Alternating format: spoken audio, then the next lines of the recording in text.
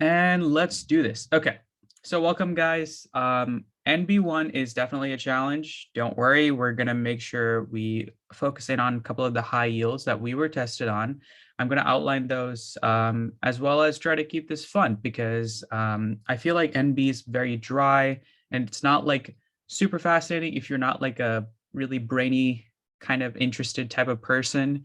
Like for me, I like spent so much time looking at the brain with my research and my time like overall because I was just like this thing just hangs out in our head and it like does all this thing but we have no idea like the extent of its capabilities like we have like barely touched the surface of it, and that's why neuroscience is such a hard field because so much of it is just constantly developing.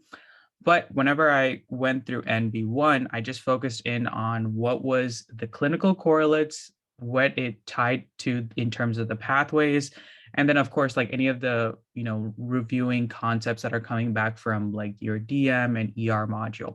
So let's get this ball rolling. First things first, here's the TPLG.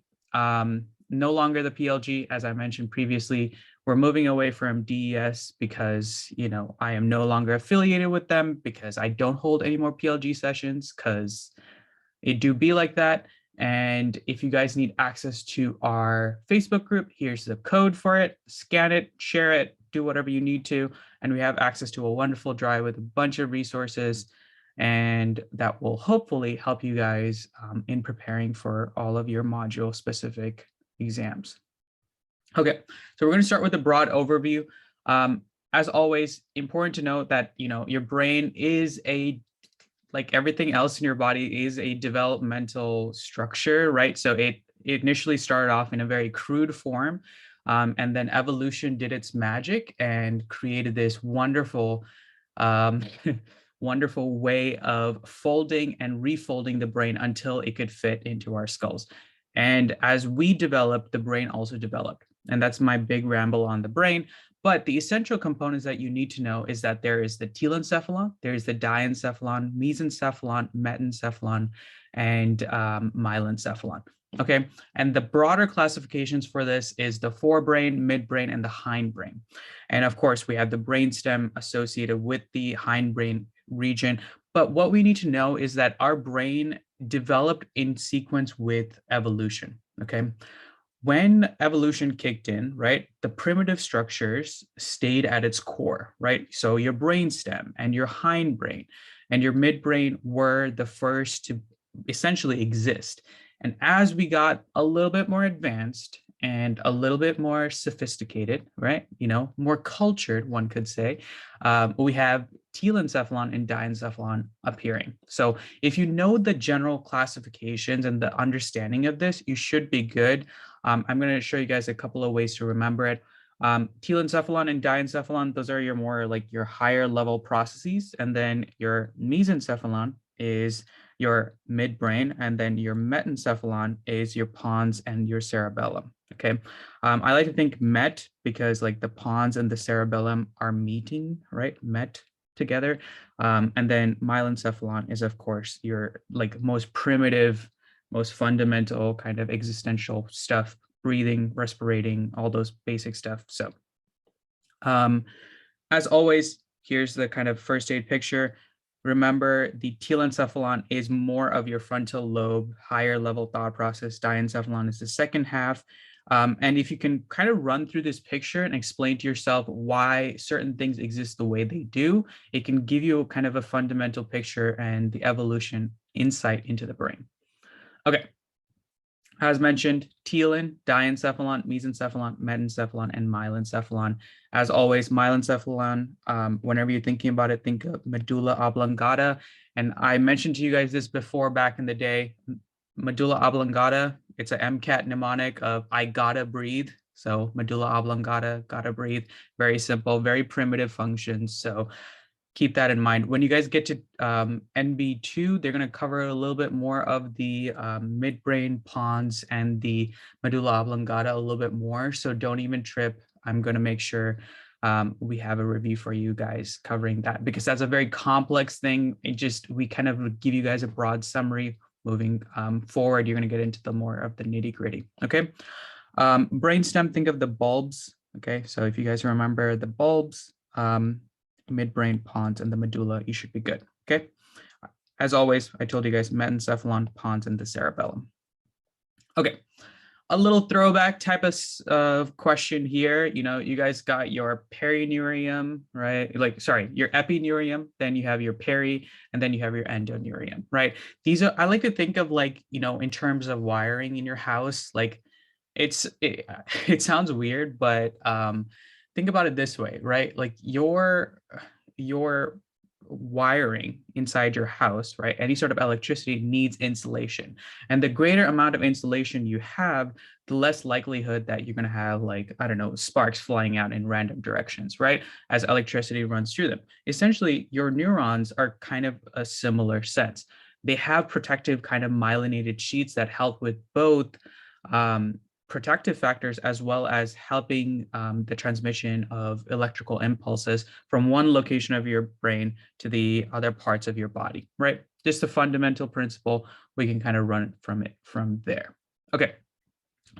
So this one always freaks out everyone. And I was just talking to Priya about this. This is a little bit more a NB2 concept, but they introduced it to you guys very early on.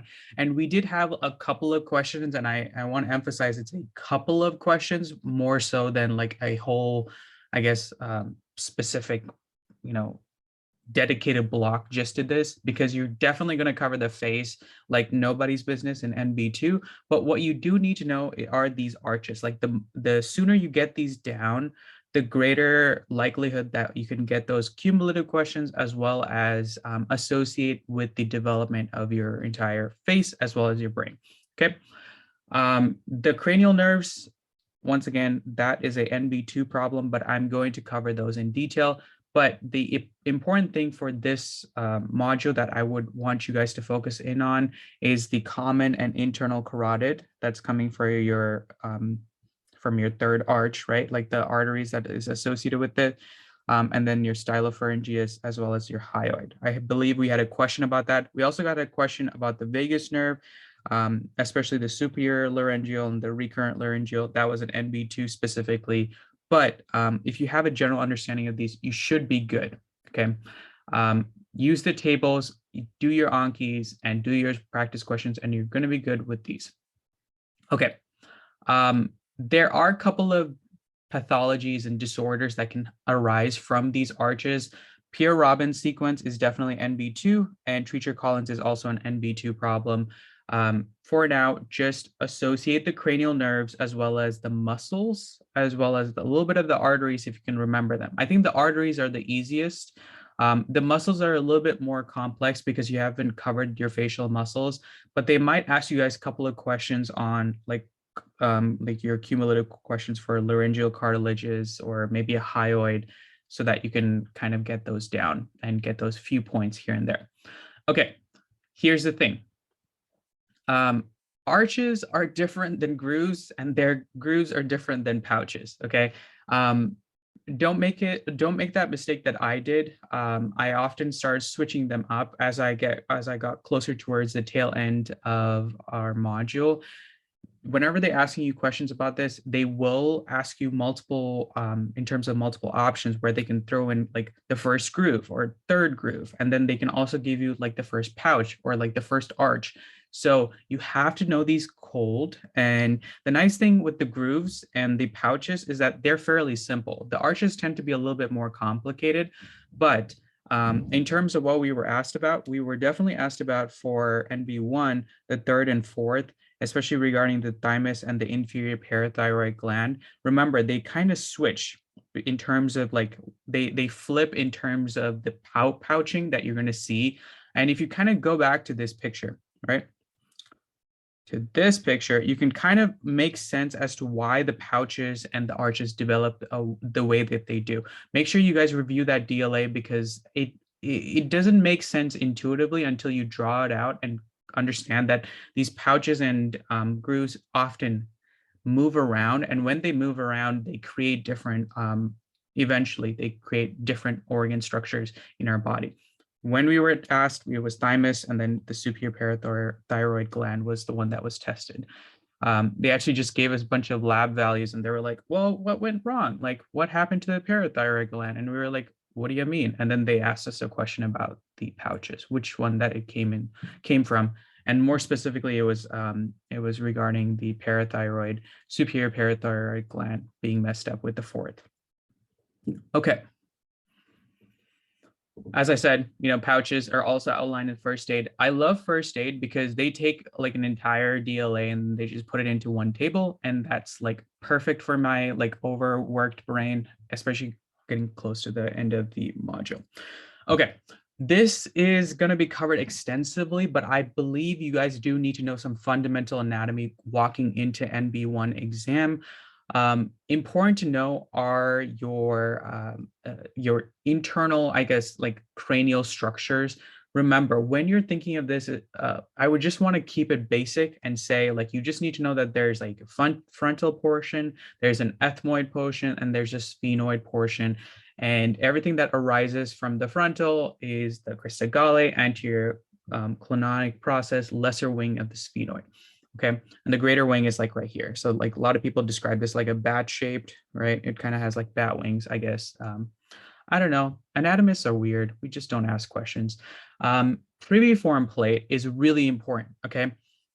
Now, this cribriform plate is basically, I like to think of like a draining portion of like, if you're ever trying to drain pasta water and like you just got to make sure like just the pasta hangs out. Your pasta essentially is your cranial worn nerve, right? It's the olfactory.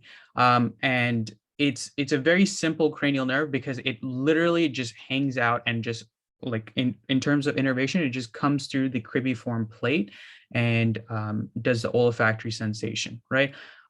So that's why the cribriform plate is often used to actually access parts of the brain for any sort of surgery. And you guys have probably seen like an ear, nose, throat surgeon go directly through the cribriform plate to do any sort of like work on like the frontal lobe or like any other parts if they do need to do that.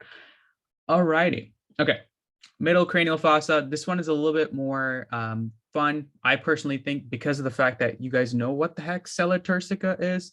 That's where your pituitary hangs out, right? It's the Turkish saddle. And I mentioned that in ER. And what you need to know is that here you have the optic canal, right? That's where your cranial nerve 2 goes. And I like to think you have 2 eyeballs. So guess what? Cranial nerve 2. It's the cranial nerve associated with the optic kind of communication point to your eyes. Obviously, if it's optic, then it's going to be the ophthalmic artery running through it. There's also the superior orbital fissures. That gets a little bit more complex because then you throw in cranial nerves 3, 4, 6, and V1. Okay, V1 is a little difficult to understand because you're like, what do you mean V1? Like we know it's trigeminal, but I didn't know trigeminal had like different parts. It's because it's tri, and there's tri components. So there's 3 components essentially. So V1, right, is going to go and provide the superior aspect of innervation to your face, right? V2, it does the middle band of your face, and then V3 is the lower, like mandibular portion. You're going to cover that more extensively in NB2, and I don't want to spend too much time kind of boring you guys with that. Foramen rotundum, this one is important. Cranial nerve, trigeminal once again, but it's V2. And then foramen ovale, that's V3. So if you guys have those foramens and rotundums and everything in between down, you should be good. Remember, this is the middle cranial fossa, okay? The other thing that I would want you guys to spend some time learning is the foramen spinosum. Now, you're probably wondering, why do I need to spend time learning about the foramen spinosum? It's because of the middle meningeal artery, right? Whenever you think of middle meningeal artery, I want you guys to think of your hematomas, any sort of blunt force trauma, any sort of thing. Because remember, your foramen spinosum, right? It runs right through this area, right? Right here.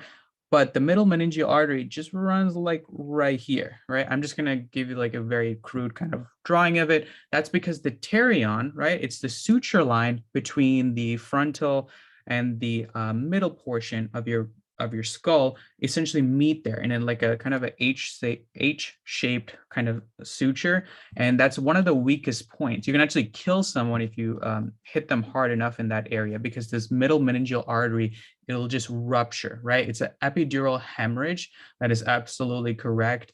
And I'm going to cover that a little bit more in detail. But know that it's associated with the pterion fracture. Typically, they like to say like a football player, you know, they came running, they got hit, boom, you know, they eventually passed out.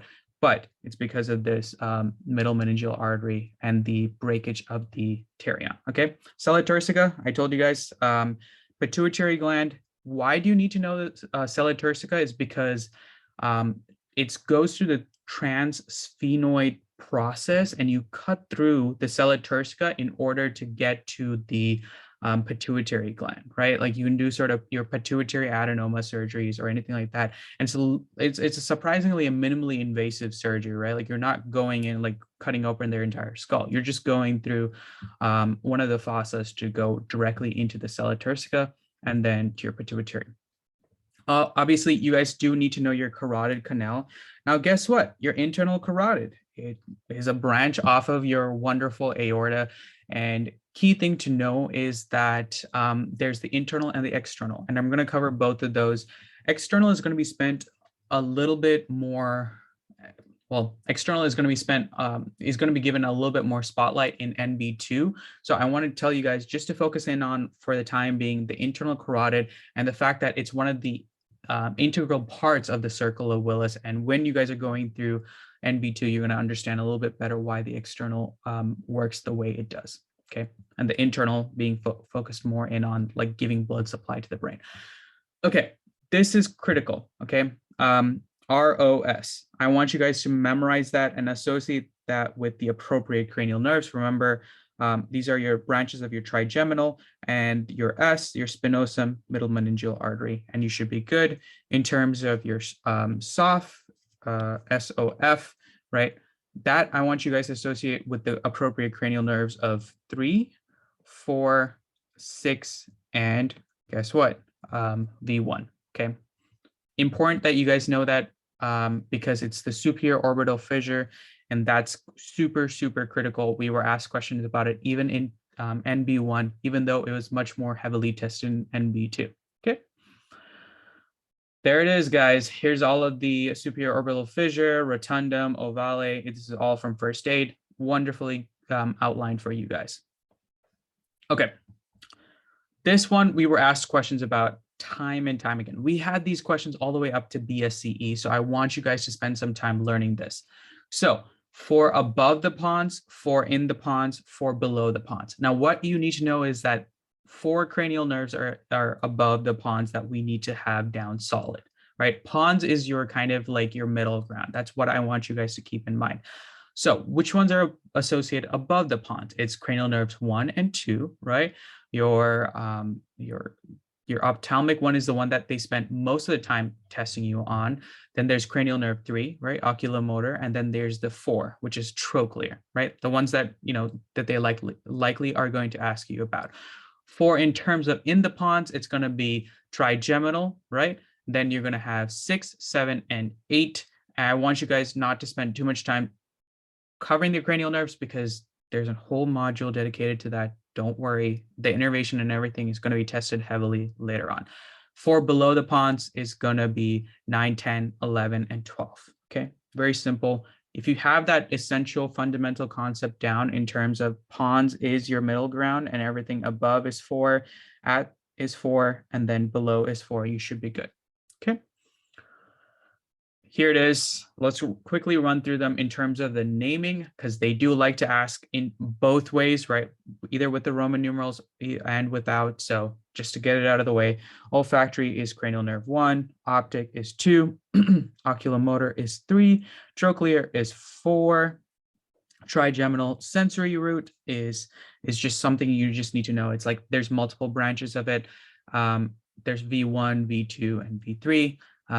Then there's a motor component of it because your trigeminal is involved with portions of motor movements of your facial nerves. Okay. Then we get to V6, which is your abducens, right? Abducens nerve. And then you have your 7, V7, V2, which is a facial nerve. And then your vestibular cochlear is well, it's not V3, but it's 8, so vestibular cochlear, and then your glossopharyngeal, vagus, right? And then finally your accessory nerves. The accessory nerves are going to be tested much more heavily later on. The last one I want you guys to spend time learning is the hypoglossal. So if you just know the names and the fact that they're all associated with different parts of the brain in terms of midbrain, pons, and medulla, you should be good. Okay. Alrighty, here it is based off of first aid. Cool. Now, the next thing I want you guys to know is the circulation, okay? Obviously, circle of Willis, still a big deal from NB1 and NB2. What I did when I was going through this material was I drew the entire circle of Willis and then I added in all of the nerves, okay? Because when I was able to associate the nerves with the appropriate vasculature that could potentially be occluded or hemorrhaging, it made much more sense to me. Now, the nice thing is the anterior cerebral, nothing too crazy to worry about. But what I do want to tell you guys is that most often it's associated with berry aneurysms. And if you guys remember back to, your term 1 days and you were thinking about Ehlers-Danlos and they told you about berry aneurysm and you're wondering what the hell they were, it's because these were aneurysms that are caused by conformation, well, not really conformation, it's changes in the vasculature that makes these collagen and elastic arteries kind of messed up. So they have little outpouchings. That tends to be the most common location because here's the thing, your internal carotids are high pressure, right? They're coming directly off of the aorta. So if you can think about it, you're squeezing your heart and pushing out all this blood to one of very few pipes, right? These pipes are going into various locations. Obviously, one of the critical ones to know is that the internal carotid is a direct branch of the aorta. So it's a high pressure system. And if you already have weakened vessels, boom, you're going to have, aneurysms moving forward. Now, that's just a little fundamental tidbit that I would keep in mind. In terms of what they like to test is the PCA. They like to also test the basilar and the anterior inferior cerebellar, as well as the vertebral and the posterior cerebellar in terms of what is associated with each cranial nerve, right? That could be potentially damaged due to a hemorrhage or some other kind of pathology. Posterior cerebral, posterior cerebral, it's associated with 3, let me get my highlighter again, with 3 and 4. And that is a fundamental thing that they like to ask questions about time and time again. It's high yield, good to know, even in NB1, even though these are associated with cranial nerves and they are more NB2 problem. The next thing I would like you guys to put your mind to is ICA. They love asking ICA syndromes, okay? Like any sort of ICA level problem, they love, okay? PICA is too easy for them, okay? It's too easy. They're like, oh yeah, they're going to remember 9, 10, 11, and 12. It's too easy for them. But for some reason, ICA seems to elude a lot of students because it's very less emphasized when they're going through in terms of the DLAs and the lectures. But ICA, we were tested about like at least 4 or 5 questions, both in terms of like they gave us an image of the brain and they gave us an image of like the imaging studies or like the DLAs that you guys were assigned with their DLAs, and I think in lab as well. Okay, good to know. Make sure you guys cover these fundamentally and draw them out so that you guys have a good understanding. Okay, moving right along, here are the cranial nerves and then the location where you're going to go to. Here's the thing, don't memorize these now, okay? This is definitely an NB2 problem. But I do want to say is learn the cranial nerves, learn the Roman numerals for them, and they will help you out in terms of what can be messed up in terms of the vasculature here, okay? Okay, getting to another fundamental concept, and I know this is very basic. For many of you guys, you're probably like, this is too dead simple, okay? But just for those who are kind of struggling with in terms of anatomical orientation and slicing of the said brain, Horizontal, axial, transverse, they're all the same. They just cut right through the brain in a horizontal kind of shape, right? Or cut, and it's parallel to the floor. That's how I like to think about it. Coronal, I like to think like crown. So think of the sun and like think of it shining on your forehead or like your head in general, and then it's cutting right through, right? Think of the sun kind of shining directly. And then the sagittal, guess what? Think of the archer. Sagittal is like looking at it from the lateral aspect and you're cutting it down the middle. So think of the archer, Sagittarius, you're going to be fine, right? Just if you guys are zodiac fans, you know, do you. Okay. Orientation. This one, I don't know why it threw me off a little bit back in the day, but I just want to emphasize and clarify, hopefully. Remember, once again, we're getting back to evolution. Believe it. If you don't, that's fine. Same, whatever. But important thing to note is that the brain was essentially at one point kind of like a lizard's brain, right? It's a straight line, right? There was no deviation, there's no turning, there was no nothing of that. But when we moved from quadrupedal creatures to bipedal, we decided, you know, the brain has to kind of morph along with it. So in terms of orientation, it can be a little difficult because your brain just essentially started turning over, right? So everything that was just dorsal is now switching over to a little bit more anterior. So let's kind of go through this one by one, okay? So this is how we were back in the day, right? This was us, a straight line. That was a lizard's brain, okay? So rostral, I like to think the rooster has like, I don't know, rostral, kind of like the rooster's head. And then the caudal, meaning tail, right? Remember cauda equina, like the horse's tail, like whatever helps you kind of stick with this concept. And then the ventral and the dorsal remain the same, okay? That's just fundamental concepts. Now, when the brain eventually developed, it started moving over, right? Like it started turning. So everything that was initially rostral caudal started changing in terms of orientation. So the rostral also became anterior, right? And the caudal, in terms of if you're looking at the brain in a certain angle, it's also posterior, okay? And then the dorsal also sometimes became superior. And then this is ventral, can also become sometime inferior, okay? So if you have that essential concept down, then you kind of can justify why the brain looks the way that it does, right? Like the why it's turned over, why they say like, let's say your motor cortex that's right here is actually more dorsal, right? Like think of your dorsal fin, like let's say like you're a dolphin or a shark, right? Like that's your dorsal fin, right? So that's how I kind of justified the nomenclature and how it kind of shaped out to be. And here's a picture of it outlining why they're named the way they are. So the brainstem, if we were talking about in terms of orientation, it'd be actually more ventral, right? It wouldn't be more so caudal.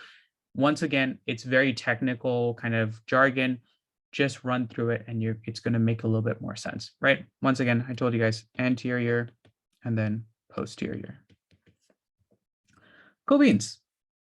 Once again, if you're just talking about the brainstem now, right, in terms of anatomical locations, now they can start saying, okay, we're talking about like the midbrain and the brainstem. So now the orientation changes to rostral again, and then caudals, because now this is superior, this is inferior, right? This is anterior, and this is posterior.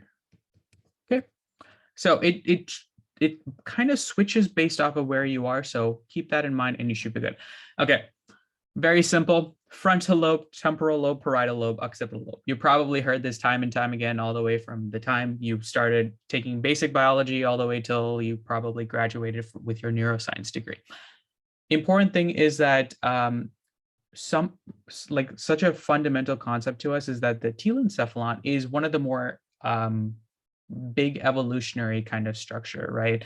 Telencephalon, diencephalon are essentially what makes us, right? It's a fundamental attribution of our characters, our preferences, taste, whatever. So it's important to know that it's one of the more newer structures. So inherently, there's kind of going to be different uniqueness between each of us. Okay.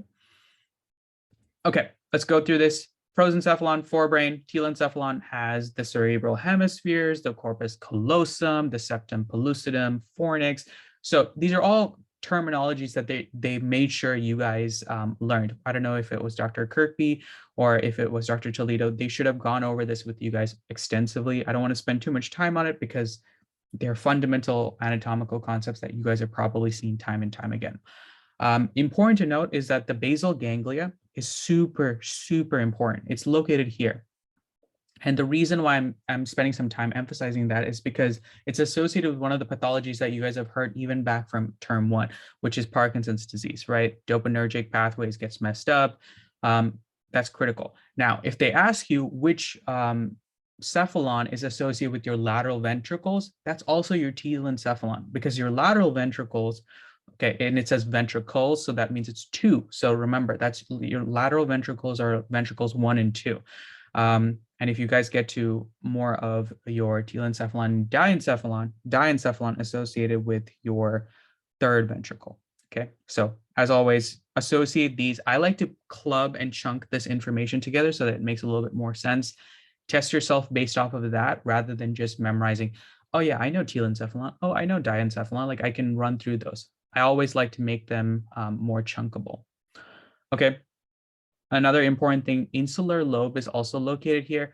I swear these images bother the heck out of me, but they really do like asking exam questions based off of just like these like outlining and like shading in. So make sure you guys review these not histo images, but like your imaging DLAs, and you're gonna have much better ability to recognize those during your exam. Okay, it's involved in interoception, visceral sensation, and taste, right? So kind of important. So keep your insular lobe in mind. Okay, this one, we were asked questions about it time and time again. You got to know that the striatum is composed of 2 things, okay? And I say 2 things, even though technically the putamen is kind of shared in this Venn diagram situation. The caudate nucleus is definitely associated with the striatum, okay? It's right here, striatum, very simple. Or sorry, the striatum is composed of this as well as the putamen. So it covers these 2. So that caudate nucleus as well as the putamen. But your globus pallidus is only associated with your lentiform nucleus. Now, you guys are thinking lentiform nucleus. Why does that sound familiar? Now, can you guys tell me where, like what artery is associated with the lenticulostriate arteries? Like what artery is giving blood supply to them? Throw it in the chat. There you go, middle cerebral, okay? Important to know that the vasculature is gonna basically run like right here, and it's gonna give off these offshoots. They love to ask questions about this in terms of the vasculature and something going wrong, in terms of if you have like your acute hemorrhages. Love, love, love those questions, okay? Gotta know those cold, and they will ask questions about it. Okay, getting back to a little bit more fundamental concepts at hand. Hippocampus, okay. I don't know why, like they kept saying it looked like a hippo, and then I was like, what? No, it's definitely looking like a, I don't know, it looks weird to me. I always think of it like it looks like a seahorse, but it doesn't. In real life, they just give you guys like these nice outlines of it, but it's a very much a hippocampus is associated with like your memory storage. So in terms of like, if you guys are struggling in med school with like remembering stuff, you can blame your hippocampus, okay? Now your amygdala, fun fact, serial killers actually have smaller amygdalas. So yeah, this is what I do with my free time. Watch serial killer shows when I am deeply bored and disturbed. Okay. Amygdala, right, is also your emotional center. So it makes sense why it would be slightly atrophied, right, in folks who are a little bit more emotionally detached, like serial killers. Kind of a little fun fact. But for those of us who are going to be wonderful doctors, you're going to have great, wonderfully, I guess, hypertrophied amygdalas. We're just going to go with that concept. Okay. Now, your thalamus. Now, the thalamus is something that, like, I don't know why. Everyone likes to talk about the hypothalamus, and the thalamus kind of gets lonely. Okay, the thalamus is kind of your central feeding point of a lot of different inputs, right? It's like an assessor. Yeah, your hypothalamus is just going to start divvying up the tasks that it gets from the thalamus, right? So they're obviously very much interlinked. Obviously, from the hypothalamus, then you can go into the pituitary, and the pituitary is going to do a lot of different, important endocrine as well as hormonal functions. So don't even trip. ER concepts, you guys have those down cold. Now, your cerebral white matter. Okay, this one is important. Associate these two areas together. Okay, whenever you're thinking about Wernicke, it's talking about language comprehension, right? Comprehension. That means it's not the actual process of speaking with words, right? It's actually associated with the fact that can you understand what I'm saying right now, right? Can you take the words that I'm spitting out to you guys and make sense of it into a coherent picture? That is coming from Wernicke's, right? It's in the temporal lobe. But what connects the temporal lobe to your frontal lobe, where Broca's area is? Broca's area is associated with the language production, the motor and the fancier kind of components associated with the actual speaking, right? It has to come from Broca's area, right? How I think about it is if you can't speak, right, like broken speech, Broca's area, okay? Once again, how they like to ask questions about this is via two ways. One, by asking about associated fibers, right? Association fibers connecting the two regions, right, of one hemisphere, right? They basically kind of loop around and they connect them, okay? Now, the other way they like to ask questions is via, guess what? Broadman areas. So I want you guys to go and put on your slides the associated Broadman areas with this so that you guys are constantly practicing those random numbers that you're like, why am I never getting these down? I think Broadman areas is 17 is occipital, I think. But I'll make sure I cover those. As you guys can see, those numbers, they don't stick in your head unless you constantly keep practicing them. So keep that in mind. The next thing that I want you guys to know is your commissural fibers, right? Commissural fibers are really important. It's the way that the brain, the two hemispheres, talk to each other. The commissural fibers connect one side of the central nervous system to the other, right? They're located right here. And the fun fact is that, I don't know, you guys probably heard this all the time, Phineas Gage, right? Like he got his little corpus callosum just jam-packed, ripped off, right? So one half of his brain wasn't really communicating with the other as well. So keep that in mind. The commissural fibers essentially cross-communicate and cross-verify any sort of activity between each of the hemispheres. Okay, important.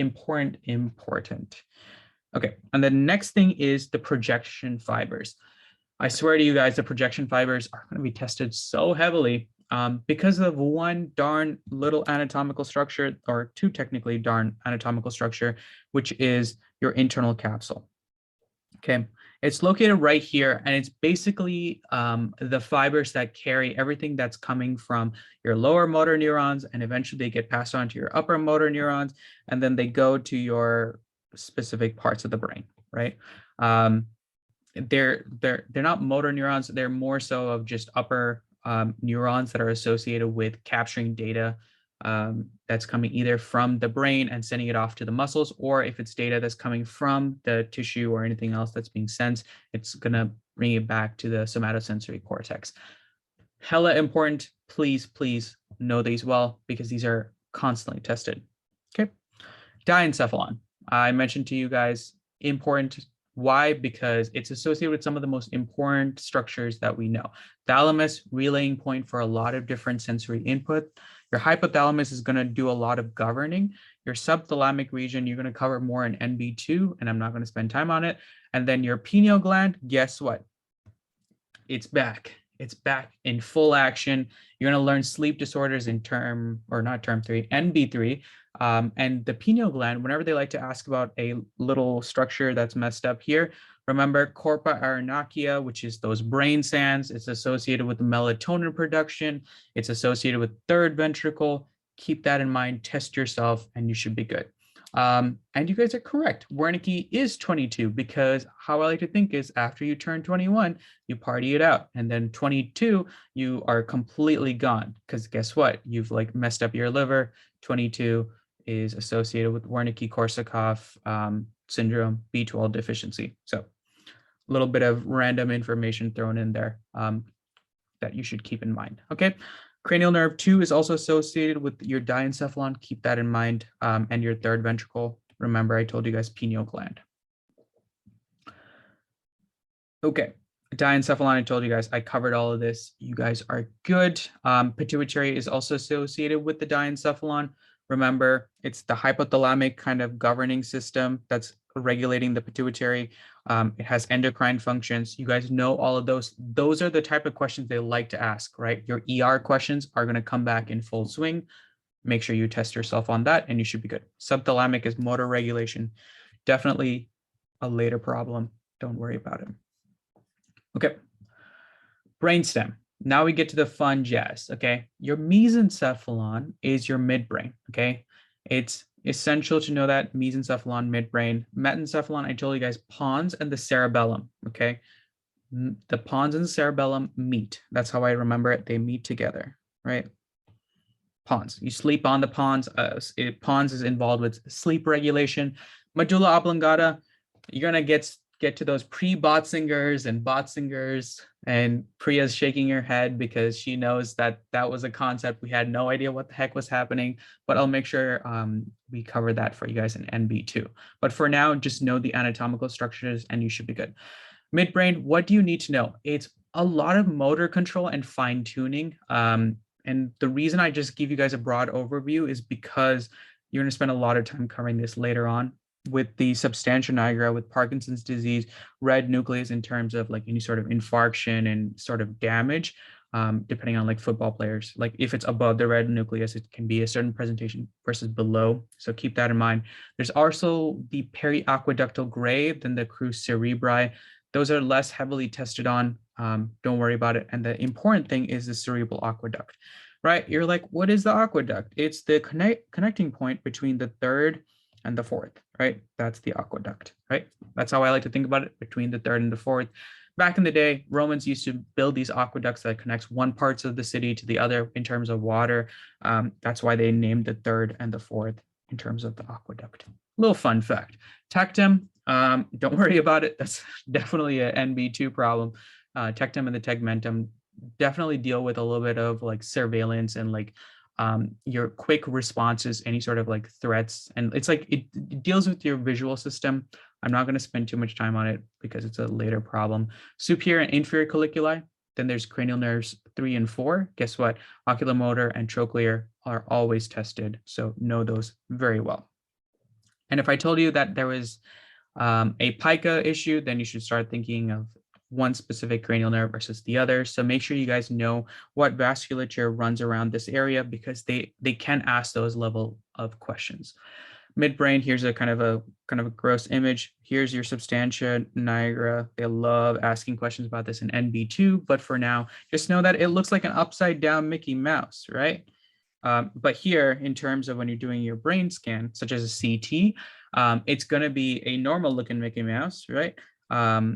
Whereas when you're going like anatomically, and if you're like cutting into someone's brain, this is how it'll look. So make sure you're going through, sorry, not a CT, this was an MRI, my bad. Midbrain, in terms of orientation, is going to be a slightly flipped based off of what you're doing, right? Whether it's imaging versus anatomical structure. And they will give you guys images like this and ask you what likely spinal tract or lesion are you likely seeing. Here are the landmarks. Okay, these images bothered the heck out of me because it was overwhelming and there were so many DLAs on them, but make sure you guys spend some time going through these because they are very highly tested in terms of the tracks, okay? So know your superior colliculi, the cerebral aqueduct, because they can tell you that there's a lesion in certain parts of the brain, such as like, you know, your corticospinal bulbar issues, right? And if there's an issue right here, then they can ask you what is the more proximal structure associated with that, and they can you have to know that it's the cerebral aqueduct. So they like to ask those second order questions. Here's your substantia nigra. That's like where the head of Mickey Mouse is. The red nucleus is like the Mickey Mouse eyes. I don't know. The cerebral aqueduct is like, I guess, is like really small nose. And I guess, I don't know, this is a weird Mickey Mouse chin. We're going to run with it. Okay. Now we get to the pons, right? And I told you guys that deals with like a little bit of your sleep regulation. Middle cerebral peduncle. There's the fourth ventricle, right? Important. We're in the pons region. So guess what's behind this? You're going to see your cerebellum, right? So cerebellar is on the other side, which you're not seeing in this kind of image. Then there's the facial colliculus, abducens nucleus, and these are all nucleuses that you're going to cover in NB2. Okay. For now, I want you guys to learn every place you guys are seeing cortical spinal, cortical bulbar. I want you guys to know those areas cold in terms of what crosses over, decussation, and all of those things. Okay. Let's talk about metencephalon. I told you guys cerebellar pons. Remember, rostrally located, right? I told you rostral, rooster, right? Rooster, because we are in the brainstem. Now we're back to the rooster structures, right? So if it's the rooster, then the rostrally located right here is the fourth ventricle. And then associated ones with this is cranial nerves 5 all the way till 8. Okay. And then finally, cerebellum. You guys are going to learn way too much about the cerebellum, NB2, I believe, or it might be coming this week, but it essentially deals with smooth muscle, or sorry, not smooth muscle, kind of smoothing your movements in association with like coordination. In fact, so many of your tracks that are going to the brain are actually having a little bit of an offshoot to the cerebellum, so that the cerebellum can constantly keep a monitor on your proprioception, where you are, how fast you're moving, and then give you a level of equilibrium and balance. I like to think it's almost like playing a role just like your inner ears in terms of orientation and spatial and coordination. That's just a basic overview. We'll cover a little bit more next week. Okay, medulla in terms of landscape, once again, hella important. The medullary pyramids, please know the cortical spinal fibers associated with these, because remember the cortical spinal fibers, medullary pyramid, there's a little bit of decussation. So very, very important. Any place you have a decussation or a crossing over point, know those well. Okay. Cool. Know the very basic outline of the surface of the brain: frontal, parietal, temporal, occipital. Remember, there are sulci associated with them. There's a central sulcus, right? There's the sylvian, right, that divides the frontal and the parietal from the temporal. And then there's the occipital is divided by the perioccipital sulci. The nice thing is a lot of these are named after the region or the lobe that you're working with. So don't worry. I gave you guys just a brief outline of what each does. I don't want to belabor too much of this because you guys know a lot of it and you guys have learned it time and time again. Temporal lobe, I told you guys auditory functions. Remember, the nice thing with the auditory complex is most of the stuff just like runs directly to it because your ears are literally like hanging out right here. So everything just goes right to the actual location that they need to go to. Okay. Important to note is that the Wernicke's area is right here. Remember 22. So you should be good in terms of your language comprehension. As you can imagine, if the temporal lobe is involved with speech, right, and auditory recognition, Wernicke needs to be pretty darn close. So if you guys have that understanding, you should be good. All right. Here you go. In terms of primary auditory cortex, I would know this area like the back of your hand. It's area 41, okay? Gyrus of Herschel's equaling area 41. That's the primary auditory cortex. And guess what? Your Wernicke's is like right here. So you can imagine they're very much connected. So if you have that fundamental concept down, you should be good. Temporal lobe, here's another picture. Now, the important thing to note with this is that the uncus, right, in terms of uncal herniations, can start messing around with certain cranial nerves, right? Important to know that it can actually mess up with the optic, because remember, this is the optic chiasm right here. There is also other cranial nerves that it can mess up with, such as oculomotor. So if you have those two down cold, you should know that uncal herniations, oculomotor, and a little bit of the optic, depending on how much of a herniation it is. Okay. Now, these weren't tested too heavily. I just put it in for completion's sake: superior frontal gyrus, middle frontal gyrus, and the inferior frontal gyrus. I will show you guys which one they do like to test more so. It's the anterior paracentral gyrus versus the posterior paracentral gyrus.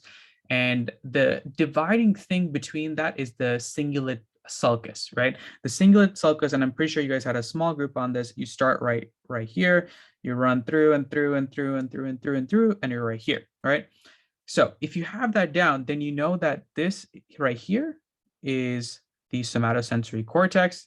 This right here is the motor cortex. So the central sulcus, very, very important for that. If you have that dividing line in place, you should be good. Here it is in terms of divisional lines. Keep that in mind and it should be good. Okay.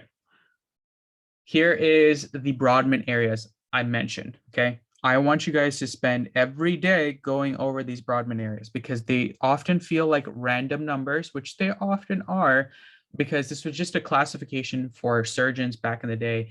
Or I mean, it's still used till this day, but it's important to know where they are in the brain based off of the Broadman areas, because Mr. Broadman back in the day went around mapping the brain and he was like, okay, these are the areas associated with certain things. And I want you guys definitely to know Broadman area 22, 17, post-central gyrus, and then the precentral gyrus for sure. We had, I think, one question on the pars triangularis and pars opercularis, but these were tested more heavily because they are associated with one of the more vital functions of your systems. Okay. You guys know this very well. You guys did small group on this. So what I'm going to assume is that you know that olfactory in terms of the sulci and the bulb, you know that it's cranial nerve 1, and then you have your orbital gyrus because remember your orbital structures are going right here and you should be good. All righty. Here we get to the post-central. Remember, this is your somatosensory. If you have that down, you should be good. And then I don't think we were tested on superior marginal gyrus or the angular gyrus. Okay. Cingulate gyrus, just know what you are tested on is the parahippocampal gyrus because they like to always ask questions about the hippocampus.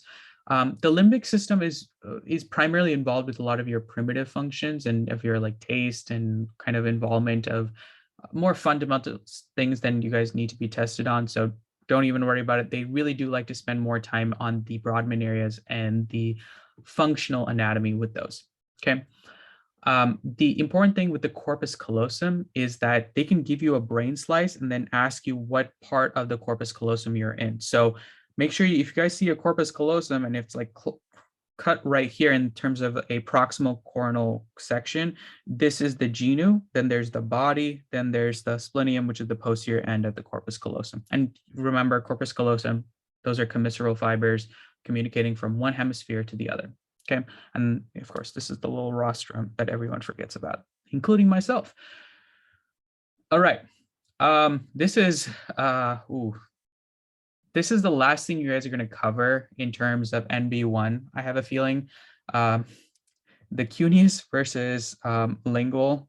So in terms of your visual field, the superior aspect actually deals with the inferior aspect of your field, and then the inferior aspect of the actual occipital lobe actually deals with the superior field. And I'm not gonna cover the eyes today, but I'm definitely gonna cover it hopefully next week or later because it's definitely heavily tested. So got to know that cold.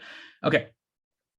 Now this one is very, very much tested because of one important anatomical / physiological pathological state. Interventricular foramen. It communicates the lateral ventricles to the third ventricle. And if there's any sort of obstruction, what type of issue do we have? What's the, put it in the chat. If you have an obstruction right here, what type of hydrocephalus do we do? Yes, it's a communicating hydrocephalus. Okay, perfect.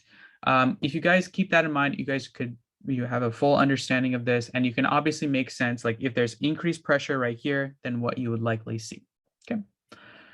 Here's the other kind of component, medial tectum, right? And the cerebral aqueduct. I want you guys to know those very well because they're more proximally associated with the aqueduct and the communicating point. Tectum and the tegmentum, you're going to cover a lot, so don't even worry about it. I think there's a couple of DLAs on it, so don't trip. Here is the entire image. I want you guys to go through, if you guys have Anki, use image occlusions to close off each of these like definitional areas, and then test yourself on it, because we were given brain images slides like these, and we were given kind of a descriptor, and then we were asked what type of disorder or what type of anatomical region based off of a disorder it could be, right? Let's say there was an internal capsule occlusion, like would you see like ipsilateral versus contralateral? They like to ask those questions a lot. Okay. As mentioned before, the spinal cord is a little flipped from your brain, right? It makes sense because remember, gray matter in the brain, it was located in the periphery, right? It's outlining like this, and then the white matter is right here. How I think about it is white matter is fat. So if it's fat, then you need to know that fat is associated with your myelinated points, right? Because essentially myelination is involved with insulation and fat, and we'll cover that in a little bit. But it flips in the spinal cord because it makes a little bit of sense, because a lot of the nuclei that you're working with are located in the gray area, right? Whereas the white is all these fibers that are going out to the rest of your body, right? So if you have that concept down, then you can always identify where you are in terms of the spinal cord. Now, here's a pro tip. If you are in the thoracic region, right, and you see a little horn right here in the lateral aspect of it, what is that associated with? Put it in the chat if there's a lateral horn, because you guys know your dorsal horn very well, and you guys know your ventral horn very well, but what about the lateral sympathetics? Okay, your autonomics and your sympathetics, they like to test that a lot. We were actually given images of our spinal cords, and we were like, okay, like where are each of these sections at? And we had to essentially identify that certain decussations and crossing over can be affected based off of this versus that. And we were given a one question I remember particularly because I was like, yes, I know I got this question down easily because it dealt directly with the sympathetics of the lateral horn. Okay. What I want you guys to learn is the Lazarus tracts. Please, dorsolateral funiculus, know those well, because I swear that's like a good chunk of the exam. That's like the trickiest part. And if you know your Lazarus tracts and the fibers associated with that can be preserved due to the fact that they exist, it's going to be important. Okay. Now, your spinal cord, meninges, and ligaments. How I like to think about it is DAP, DAP. It's like almost like dapper, but like it's like a little short of that. That's because there's the dura mater, there's the arachnoid, and then there's the pia. So the dura is the farthest out. She's the tough mother, right? The arachnoid, I don't know, I guess she's the spider mother.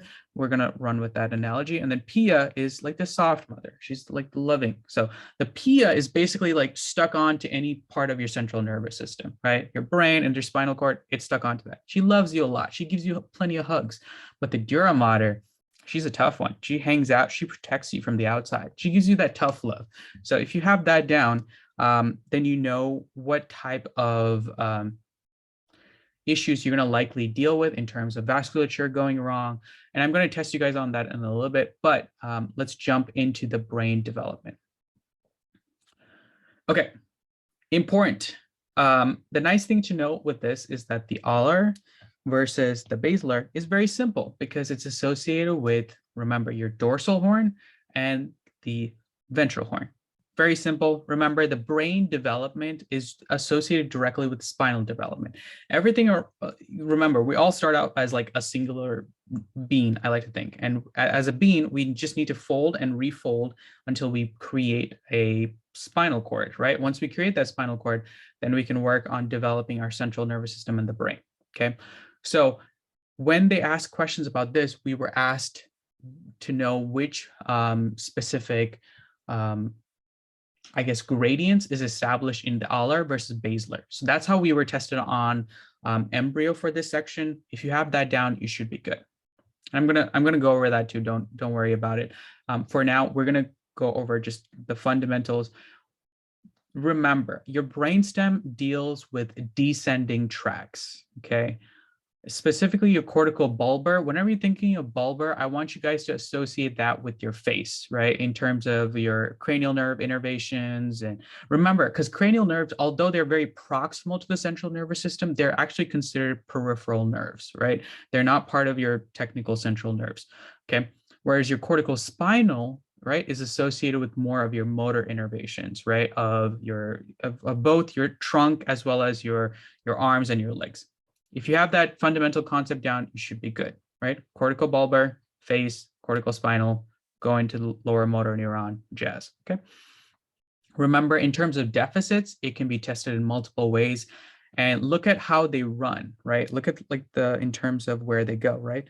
They go right here versus right here. So if you have any sort of, let's say, a obstruction, right? What is likely going to be affected first? Your cortical bulbar, right? Versus your cortical spinal, which is more anterior located, or they can even ask you in terms of, like, since we're in the brain, it can be more rostral. We're going to go with the rostral. Okay. In terms of the reticular formation, this is very basic, but we weren't asked any questions on it. I put it in for completion's sake.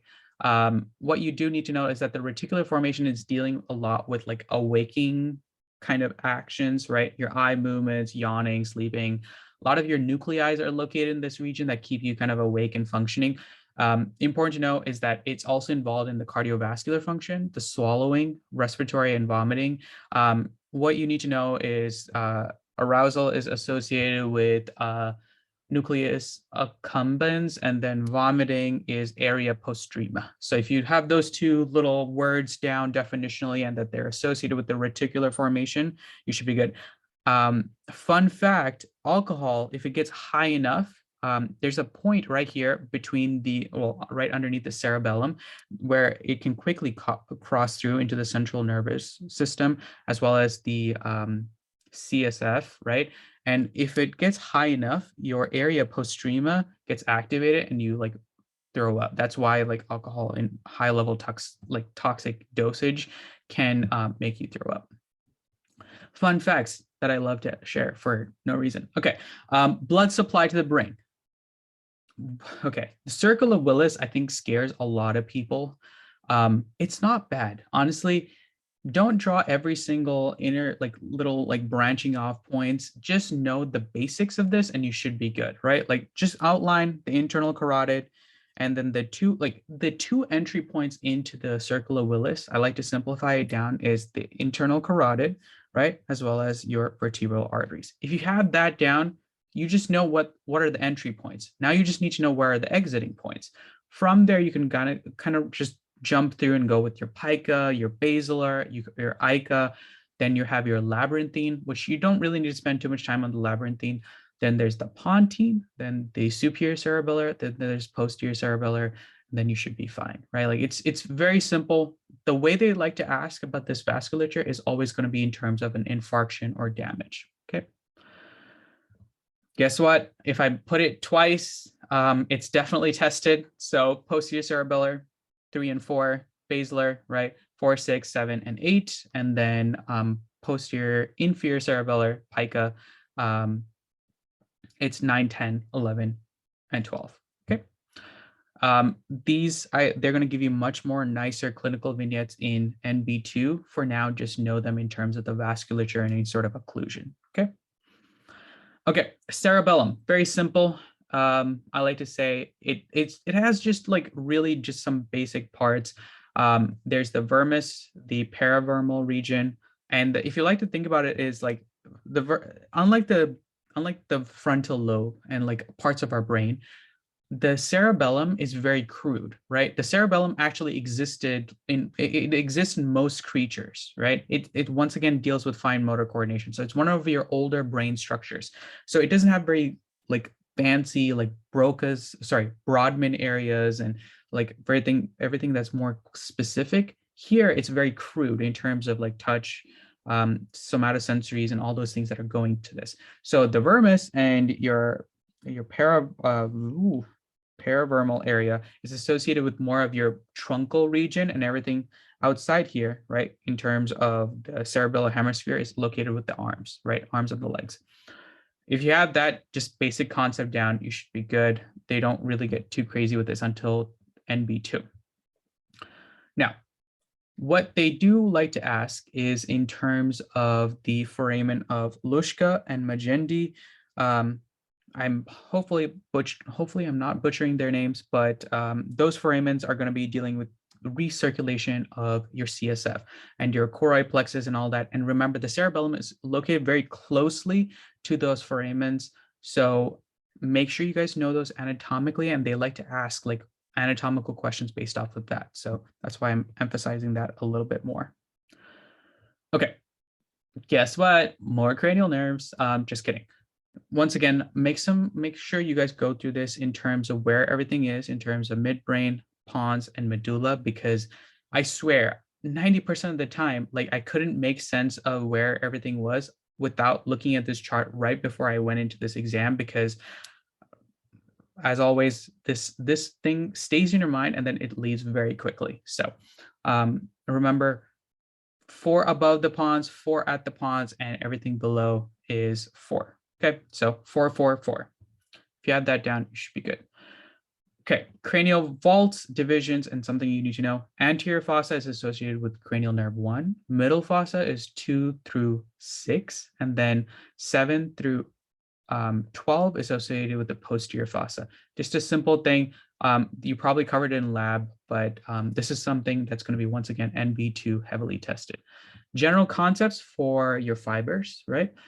What you do need to know is that you have your sensory fibers, right? Those are coming from the site that you're working with. Like, let's say from your hands or your feet. Let's say you stepped on a Lego.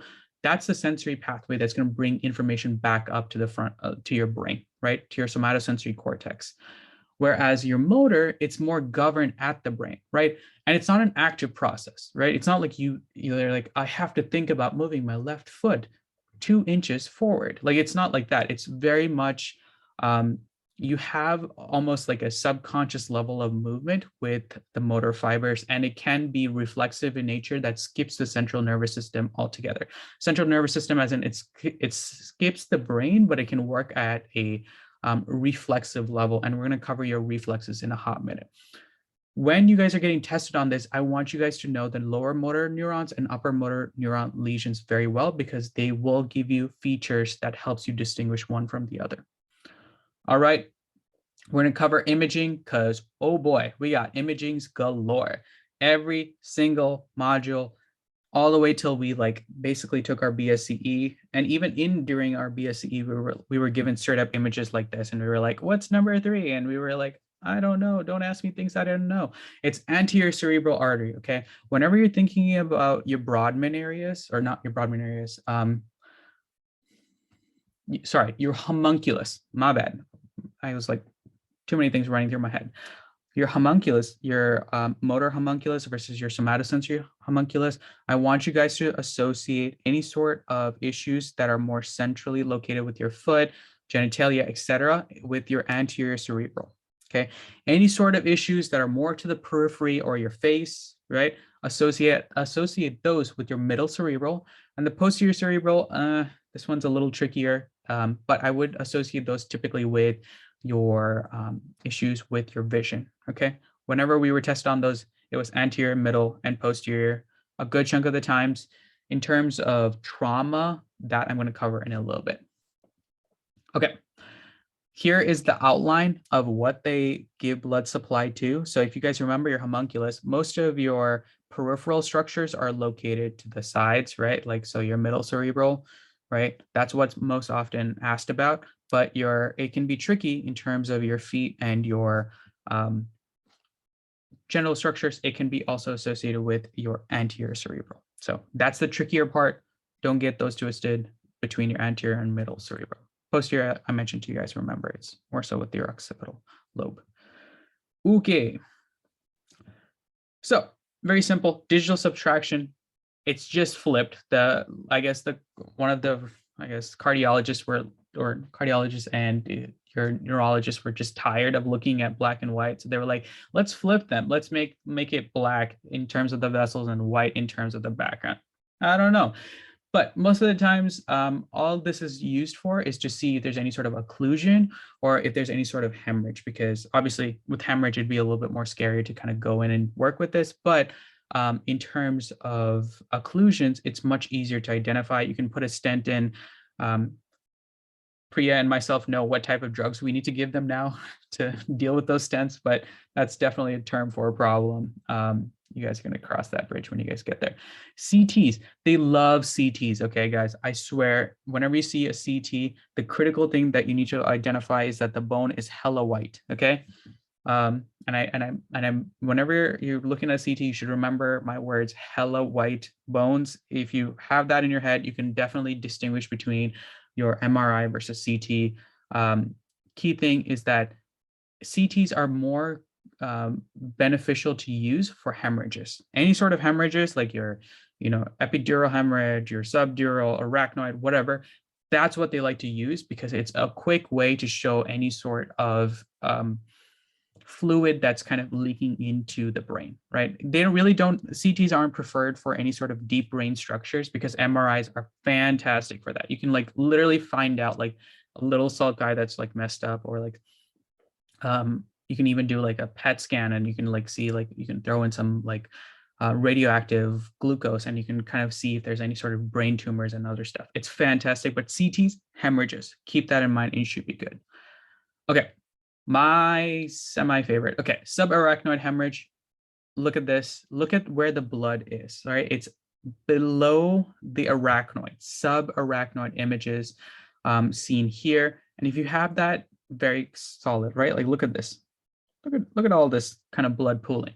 That's a subarachnoid hemorrhage. And I'm going to show you guys the exact outline of this. Now, let's distinguish between a CT and an MRI. And more specifically, remember with your MRI, it's fantastic for getting great images of the brain tissue itself, right? What you need to know is the differentiating factor between T1 and T2 MRI, okay? This is something I covered with you guys in MSK. T1, it's going to preferentially outline fatty tissues. So tumors, they're fantastic for that, right? Like it will make that bad boy shine like nobody's business, or at least give you a nice like outline of where the tumor is, like right here, right here, right here, right? So that's where you typically are going to be using for tumors, but it can also show some level of infarction. Obviously, a CT is going to give you a much better resolution with this. Now, if you need to kind of work with CSF, any sort of fluid-like composition or edema states, then go with your T2, right? T2, you're drunk on fluids, you're too lit, okay? That's how I remember it, too lit. Fluid and edema, CSF is gonna shine bright like a diamond. Just kidding. We love Rihanna, but we leave her alone because she hasn't released an album and I'm semi-salty about that. CSF is white, so it's gonna make it shiny. Weak differentiation between gray and white matter. So that's why we're gonna use T1 for tumors versus fluid and edematous states. Love that T2. Now, when you're looking at CSF, right, fluid is always gonna be T2. Right? Because whenever we have any sort of spinal level issues, right? Let's say like you have too much CSF floating around, this is preferentially given and it's tested heavily. Okay, here it is in terms of showing you T2 can also be used to detect any sort of tumors, remember, but our preference in terms of any sort of hemorrhages is going to be CT. Now, the best one to use in terms of tumors is PET scan, because what you can do is give them a radioactive isotope. And I don't know if you guys have covered this yet, but tumor cells have a Warburg effect, which is basically they have increased metabolic demand. That might have been definitely a term 3 and a term 4 thing, but just for fun information, they use up more energy, right? So the metabolic demand is higher. So glucose is going to be sucked up by the tumor cells quickly, and that's going to make, in terms of the PET scan, shine like a diamond, right? It's going to literally light up the brain in terms of where the tumors are, and then the neurosurgeon can go in and start cutting those out. All right, let's get to these hemorrhages. Okay. Now remember, in terms of cranial meninges, there are arteries that run through all of these parts, right? You have your meningeal artery, right? Preferentially your middle meningeal. That's what they love to make sure you guys get tested on. Then there is the cerebral arteries. And then there are arteries that are located within the brain. That's your lenticulostriate arteries, okay? Know those very well, and they love to ask you guys questions about this. Now, middle meningeal, I told you guys, what is the associated area? I'm going to ask you guys to put it in the chat. What area is associated with any sort of trauma or injury that's associated with your middle meningeal artery? My young anatomists, throw it in the chat. Yep, I see the pterion. There you go, pterion fracture. I love it. Okay. Then other thing I want you guys to know, and this might be definitely an NB2 problem, but middle meningeal artery is going through the foramen spinosum. I like to think like you took a spin or a fall or some kind of trauma, and that messed up your middle meningeal artery, and then boom, it's likely working with the pterion that you're working with. Okay. Epidural hemorrhage. So arteries are high pressure systems, right? Remember, lots of blood is coursing through them. Epidural hemorrhage, especially with your middle meningeal artery, is just going to spit out a lot of blood, right? So they're going to take a hit, right? And know the biconcave shape of this, right? I want you guys to go through these images every day, guys, if you guys can, because these were asked about constantly in every block of the exam. When you have a high pressure system, such as a middle meningeal artery rupture, it's going to slowly start pushing through at the brain. And remember, our brain is a little spongy dude. You gotta give him his space. You gotta give him some boundaries. But when you have structures like this that are being compressed, they're not going to sit well with the sutures, right? The sutures are going to basically inhibit the blood from going anywhere else. So that's why you're seeing this biconcave shape. That's why I like to think about it. Remember, it looks kind of like a football. So biconcave shape, hematoma. All right, subdural. This is crescent shaped. And that's because what is the artery that's messed up in a subdural? Is it an artery or a vein?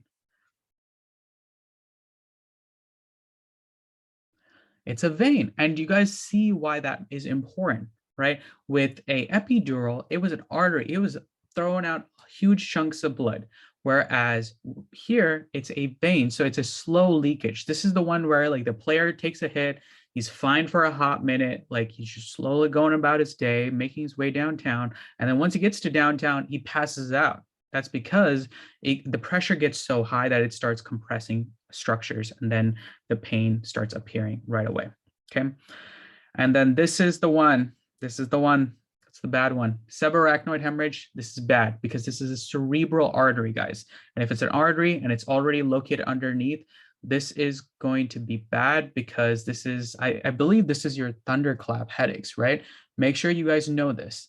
And if you guys know your thunderclap headaches, it's honestly, we were even given a question where he was like, this is the worst headache of my life. And then like thunderclap headache, boom, this was like subarachnoid hemorrhage. I didn't even think twice, put in my answer, and that was right. Important to know that these will outline the sulci, right? And the gyrus, because like, look at the way that it's like tree roots, right? Like that's how I like to think about it. This was tree roots. This was the crescent moon. And this was the football player, or like the football. Right, that's how I kind of kept these separated so that I could keep them straight. The easiest one I like to think is the intracerebral hemorrhage, because remember, these are working with the lenticulostriate arteries. Likely you're dealing with the fact that the internal carotid has a high pressure system, and it can literally start creating like minor ruptures, right? And the blood can pool, right? And they have a little bit of a watershed area, because remember, your brain doesn't get blood supply like going deeply into each of its parts, right? It's not like this. If structures like that penetrated into our brain, especially arteries, you wouldn't be able to communicate with one part of your brain to the other, let alone your entire body. So there's a watershed area. So Anything more distally away is going to start dying off very quickly, right? That's why your arteries here and your arteries here work to kind of give blood supply via passive diffusion and give the proper nutrients. So these are minor hemorrhages.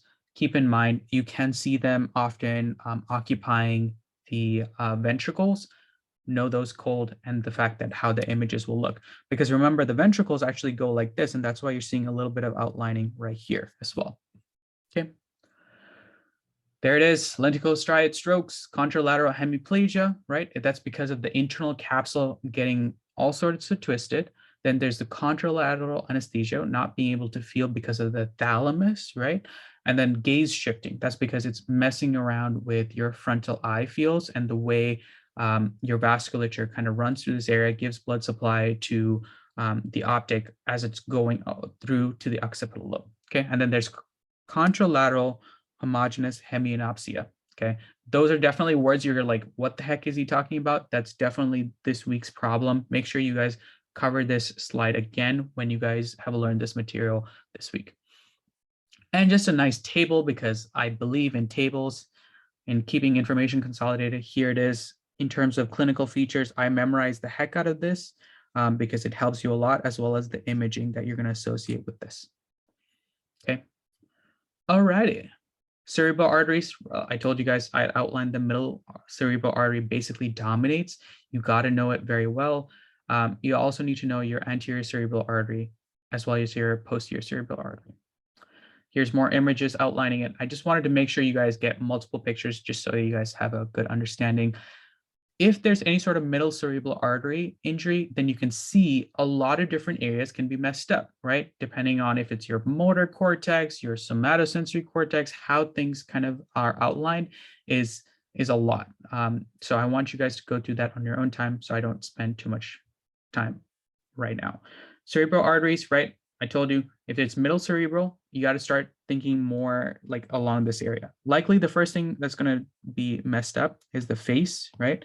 Face, hands, arms, right? And parts of your trunk. Now, everything hip and below and your feet, that's when it gets a little tricky, because it could be both the anterior cerebral artery or the middle cerebral, depending on how and where you're talking about. So remember, the motor homunculus as well as the somatosensory homunculus, very, very well tested. Every term, I've talked to like at least 2 generations of upper termers, they got homunculus questions galore. So make sure you guys spend some time going over the motor homunculus as well as the somatosensory homunculus. Remember, a huge chunk of our motor homunculus as well as the sensory is located right here, right? They're more lateral in aspect. Everything more medial, right? Anything hip and below, that's how I like to think about it, is anterior cerebral artery.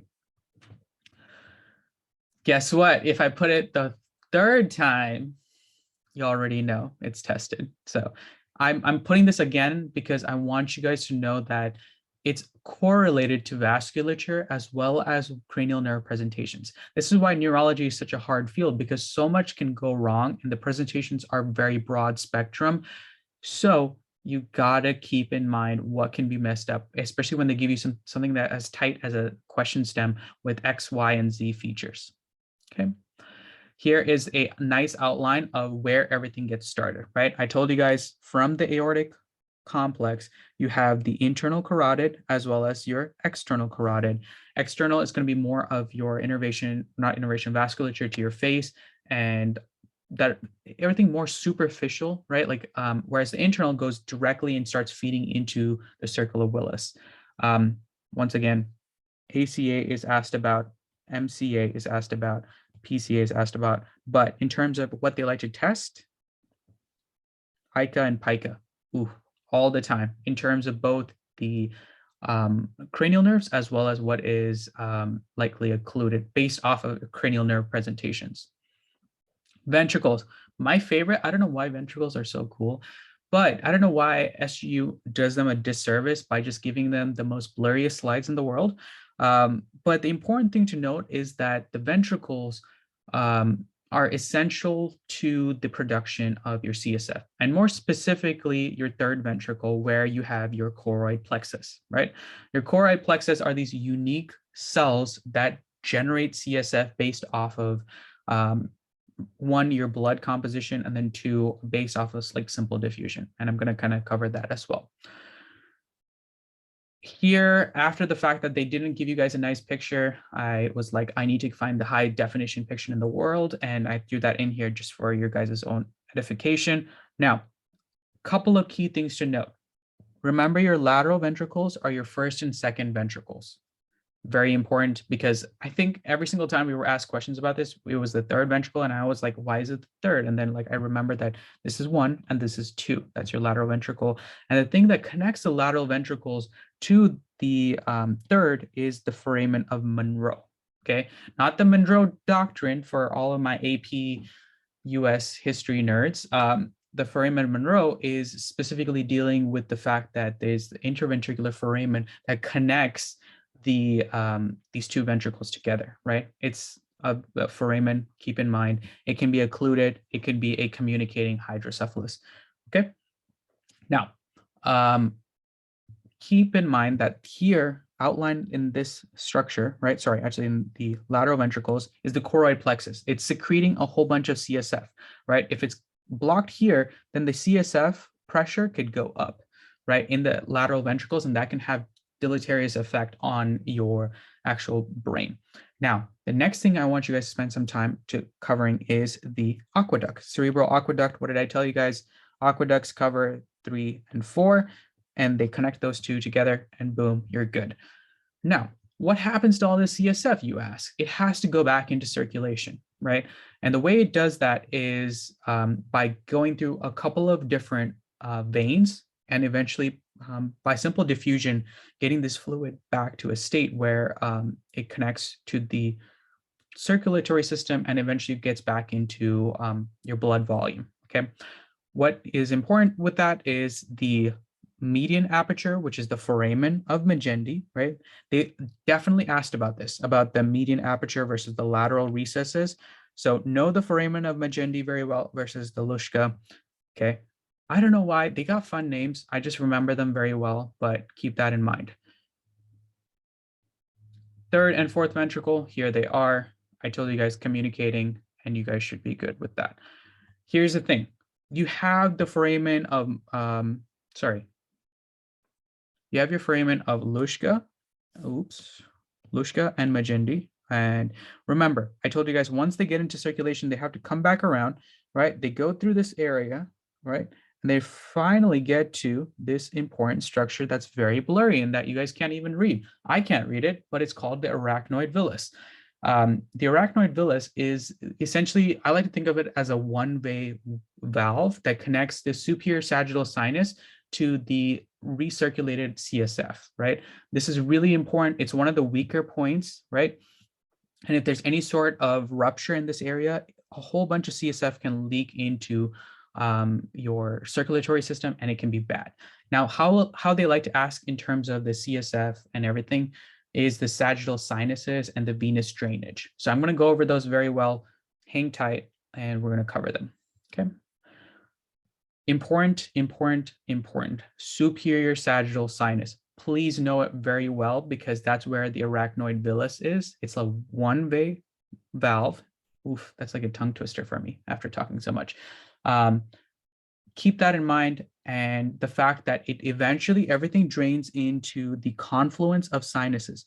This is very important, guys. Remember this confluence of sinuses very well, because they literally asked us a question as, what is the structure that is directly anterior to the confluence of sinuses? And I was like, what? It was a straight sinus, right? It was a straight sinus of Galen or something. So keep that in mind. Make sure you guys cover these anatomical structures. If you have a 3D app, use it. Make sure you guys take apart the brain and view each of the veins and sinuses properly, because they love asking questions about this. The next thing I want you guys to know is the great cerebellar vein. Oof, this one was also asked about.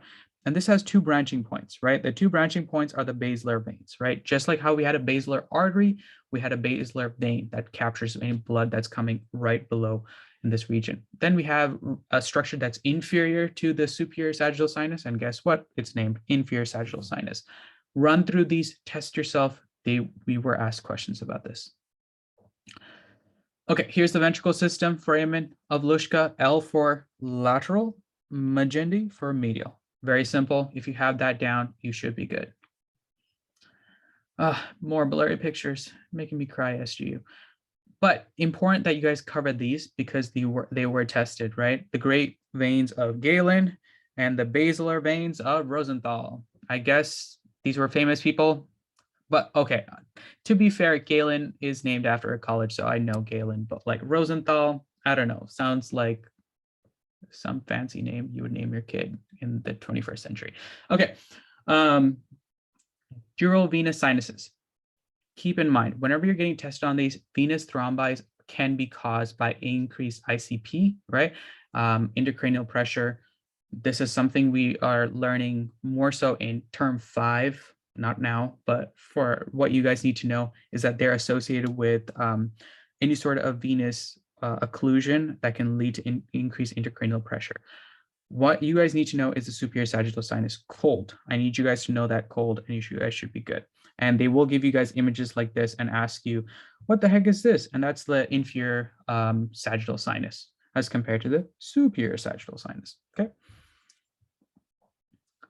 Please know your hydrocephalus, okay? Obstructive versus communicating, okay? Obstructive, guess what? It's not communicating. Pathogens, immune cells, you can have congenital stenosis. Whenever they're talking about a kid with sunset eyes, I don't know why that, I don't know who named him sunset eyes, but that just sounds like a terrible way to go. But it's basically congenital stenosis of the ventricles. Basically, these babies are born, they don't know what to do. So their little foramens are like too stenosed. There's not enough CSF like passing through and like decreasing ICP, intracranial pressure. So their head starts ballooning because they don't have suture lines that are nicely defined like us adults. Okay, tumors can also cause this in older adults. Communicating, really important. It's normal pressure.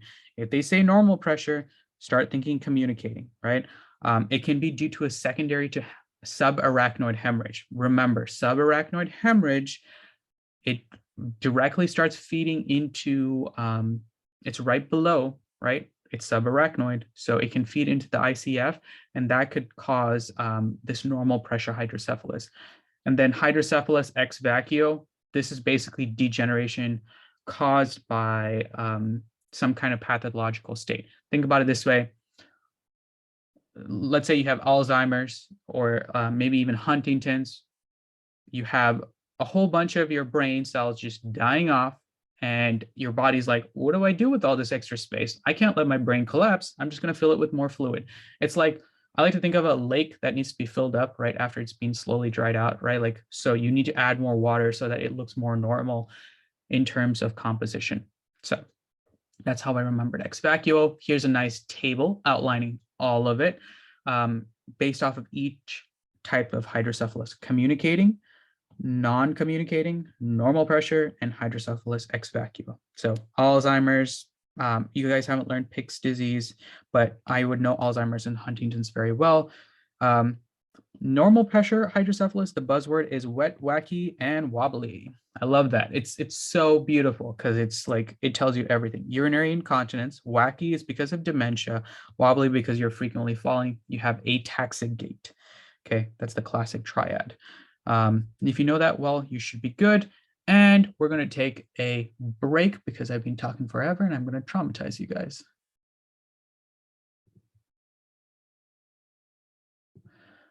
All right, welcome back from your guys' little break.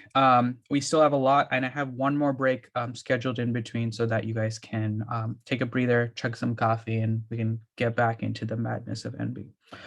All right, neurons and glia. Guess what? Your brain has neurons and glia. It's very simple. I'm just kidding. Important thing to know with neurons and glia is that glial cells, and you guys know your neurons well. I'm not going to insult your guys' intelligence by saying this, but your glial cells are one of the more important structures. Now, what happens with glial cells is that they are involved with your potassium buffer, because remember, your potassium is one of the important regulatory ions of your conduction system, right? Remember, your term one knowledge of like excitatory versus inhibitory, hyperpolarization, depolarization. Potassium and sodium are highly involved with this. Your astrocytes, which are one type of your glial cells, they serve as potassium buffers.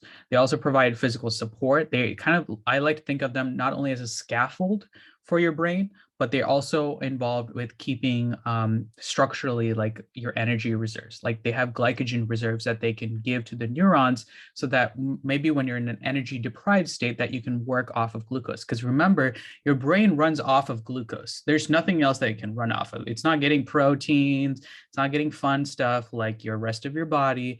It's primarily running on sugar. So that's why if you guys remember back to your term one knowledge, your GLUT1 receptors are constitutively active whenever it's in your circulatory system. Your GLUT1 and I think 3 are constitutively active in your brain, your neurons, as well as your red blood cells. A little bit of cumulative BSCE prep for you guys as well.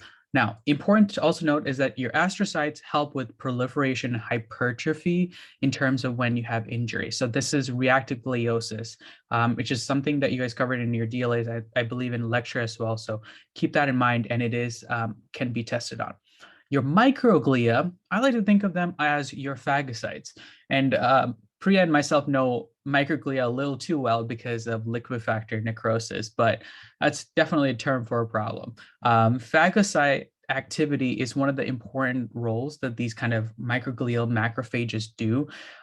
What you need to remember is that they're branched when they're inactive, okay? They're just like, they're spread out. They're just like, okay, let me just keep an eye, let me just sense if, if something's wrong. But when they do sense something is wrong, they become more rounded, which is, remember, whenever something or a cell is rounded, it's telling you that it's more basally active, right? Like the nuclei gets a little bit bigger and darker in terms of staining. So it's an activated form. That's how I remember it. There's a couple of other things to remember with your glial cells. There's a whole family of them. There are your astrocytes, oligodendrocytes, microglia, ependymal cells, and your satellite cells. There's so many of these things. I wouldn't spend time going over every single tidbit because we weren't tested that heavily. I put it in for completion's sake, but it's good to know. Your ependymocytes, they're simple columnar. They basically line the ventricles and the central canal, right? They have cilia to move your CSF along because remember, this is fluid, and they have tight junctions, right? Tight junctions don't let things pass through. And that's why we keep our CSF versus your regular old blood away from each other, right? You want the brain to be insulated from everything else that's going on in your body, because if there's some kind of problem, you want your brain to still be functioning. That's why, because we have a common cold, we don't just die, right? We don't just pass out and, because everything can pass into the circulatory system. Obviously, certain things can pass in, and that's why we're going to cover those in detail. What you do need to know is that the modified ependymal cells, they basically have these kind of unique cells called choroid epithelial cells, right? And they're located specifically in the lateral, third, and fourth ventricle, right? I mentioned to you guys where these ventricles are important because they have CSF production involved with them. They have microvilli and they have gap junctions, because remember, certain diffusible content needs to pass through to make your CSF. Your CSF is a combination of the extracellular fluid compartment in your body, more specifically a portion of your blood composition passes through into the CSF, and these are still tightly regulated in terms of what can pass through. And if you guys remember, there's a lot of different things associated with what can pass through to the blood-brain barrier. And we're going to cover those too, like what happens when you take L-DOPA, which is for Parkinson's, versus something else. Now, regeneration versus degeneration. Your peripheral nervous system, right, is very important, right? It can actually recover. That's like, let's say you slice up your hands, right? It's not like you suddenly lose all of your innervation to that region. It's because there is very specific growth factor, I think BMP, bone morphogen growth factor, and then neural growth factor, both can be released, and then regeneration can happen. But because we don't have Schwann cells in your central nervous system, and we only have oligodendrocytes and astrocytes, you can't have proliferation. That's why your brain cells don't really recover typically from trauma. They get rewired, right? Rewiring can happen. And that rewiring is important because you could get some of your functionality back in terms of any sort of trauma. But here, in terms of the central nervous system, there's poor prognosis with those. Now, what inhibits this neural growth factor is no-go, right? I think no-go, it's because neural growth factors can't work, right? No-go blocks the axonal growth. That's because it inhibits the neuronal growth factors that could be potentially released, okay? So degeneration will happen in the central nervous system. And you guys know a couple of things associated with this already. Microtubule degeneration, it's associated with Alzheimer's, right? Just a quick quiz for you guys. Microtubules serve as like tracks for moving stuff from one part of the soma to the actual axon terminal. What are the two kinetic molecules / proteins involved with moving stuff from the soma to the neuron, and then the axon, and then from the axon to the soma? Put it in the chat. Kinin and dynin. I love it. Kinin and dynin. Now, important thing with kinin and dynin, right? You're dying to stay. You're dying to go out. You're keen to go out, you're dying to stay in. So if you guys remember to put that mnemonics together from FTCM, it'll make more sense as to why certain things work a certain way. Now, the correlate with this is that your multiple sclerosis and your Guillain-Barré are typical kind of cases. Multiple sclerosis is descending pathology, right? It's autoimmune demyelination of the central nervous system. It's idiopathic in nature. They don't have like correlates for it. Guillain-Barré is the opposite. It's ascending. So it starts more in the peripheral and it moves upward. So that's how they like to test it. So make sure you guys pay close attention to MS versus Guillain-Barré. You can also have tumors, but that's a term 5 problem. They're not going to test you on that. Okay, neuronal excitation. It's like what I feel like when I'm about to do these review sessions. It's excitement, heart palpitations, followed by like just complete exhaustion. AP in action potential initiation. Remember, everything works in our body based off of threshold, right? If you're in a sub-threshold region, right, it's not going to fire an action potential. You could have a little bit of summation, right, of the action potential, but it has to eventually cross that threshold. Obviously, there's like impulse initiation zones, right, that are basically like these portion of the neuron that can initially pass through this kind of action potential sequence. Remember, these are voltage gated sodium channels. Remember, most of your body runs on voltage gated sodium channels. Heart is the only unique, I think, exception. I think there's a couple of other places, but for now, just know that it's sodium based. Okay. Now, you ever wondered how lidocaine works? I always thought it was fascinating, but you guys will learn a lot about lidocaine later on. But we got like one question on this, and it works on NAV channels, and it basically it basically shuts down post depolarization. You know, these channels open up, they fire off an action potential, and then lidocaine's like, let me just sneak in there and shut you down real quick. So that's how lidocaine works. Whenever a dentist gives you a lidocaine shot, it's because pain is initially sensed, and then it shuts down these channels so that no further pain can be used. And for T4s who are probably watching this, lidocaine can also be used for antiarrhythmics. Priya knows too much about those.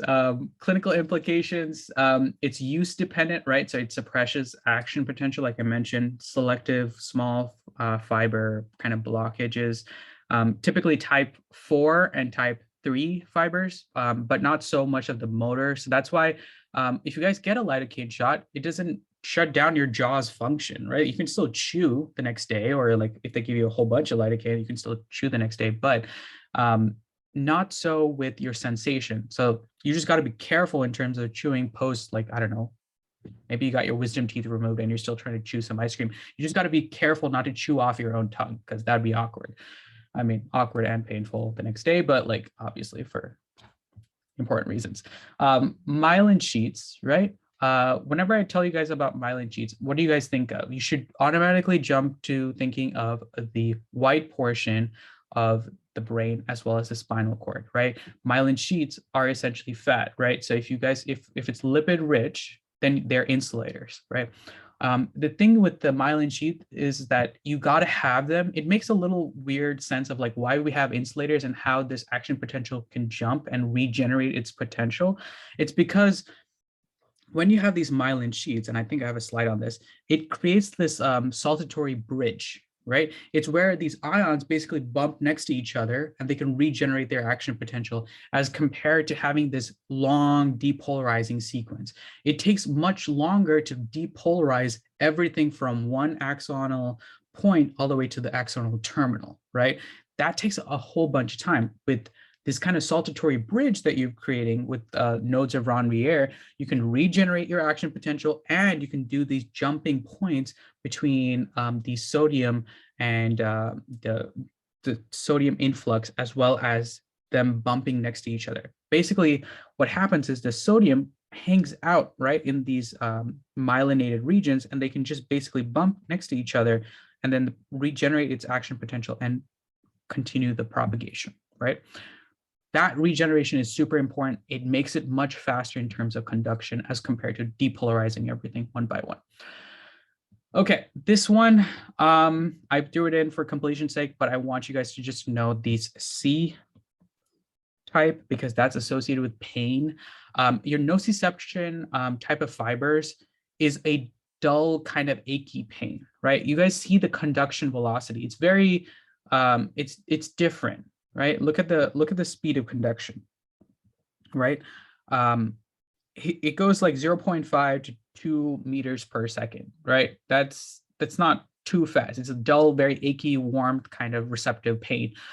Your other sensation are much faster. They have to be conducted in a much faster sense because remember, you're moving your darn muscles. You can't be like, let me wait a hot minute and see where my leg goes. It's never going to be like that. It's going to take, it has to be quick, it has to be instantaneous, and it has to be transmissible all the way to the brain so that it can potentially lead to movement. We are going to cover 1A, 1B fibers very well because those are associated with your Golgi tendon organ, which is dealing with your proprioception of your actual muscle. Because like right now, you can kind of guesstimate how much tension you're putting on your hand while you're writing, right? Your Golgi tendon is giving you constant feedback with your 1B. And look how fast that assessment is. Versus your motor component is also the same. It has to be fast. You have to be able to like, run around a building. You got to do that fast. It can't be slow. Like you can't, I don't know, be completely out of shape in terms of your neuronal conduction velocity, right? As compared to pain. Demyelination disorders, they love these. I swear, know your MS, know your Guillain-Barré, know like any sort of your vitamin deficiencies, and they love those. Okay. B12 deficiencies, it's you can have actually a little bit of like demyelination with B12 deficiency, but don't worry too much about it. Just know that B12 is associated with Wernicke-Korsakoff syndrome.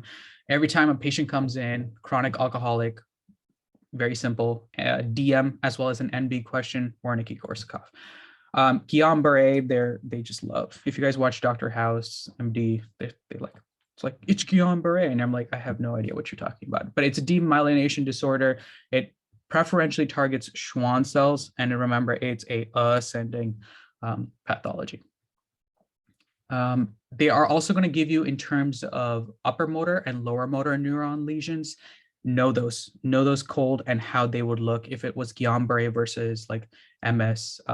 But let's talk about CSF, cellular and CSF transportation.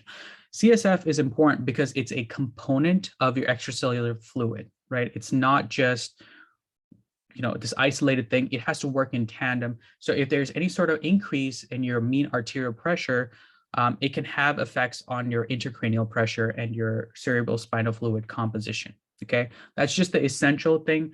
The composition of CSF versus blood is different, and I'm going to cover that with you guys. The critical thing to note is the protein composition of CSF, right? Look how very little amount of protein we have as well as glucose. Now, why does this make sense? if you have this, right, and if you're assessing for it, your CSF versus plasma, if there's a sudden drop in your glucose levels, what is that telling you? That means you have bacterial infection of your cerebral spinal fluid.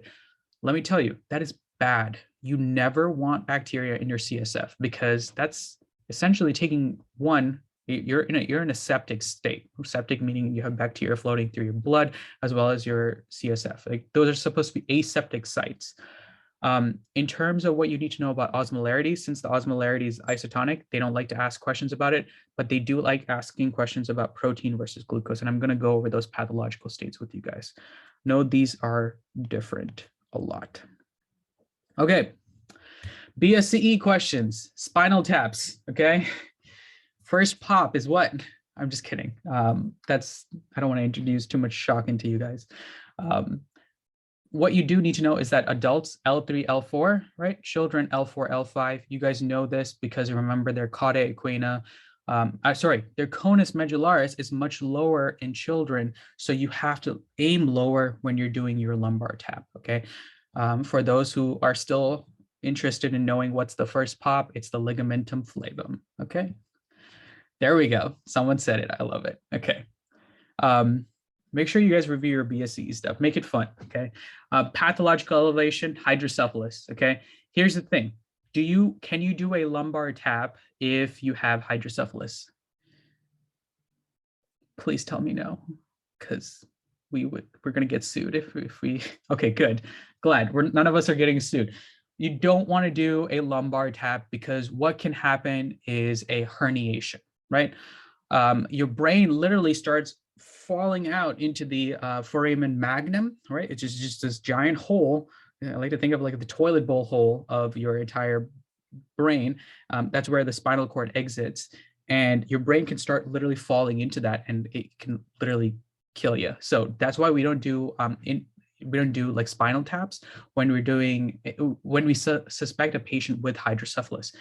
Always, we got to do a CT to rule out any sort of hydrocephalus or any sort of like extravascular or damage that you're seeing.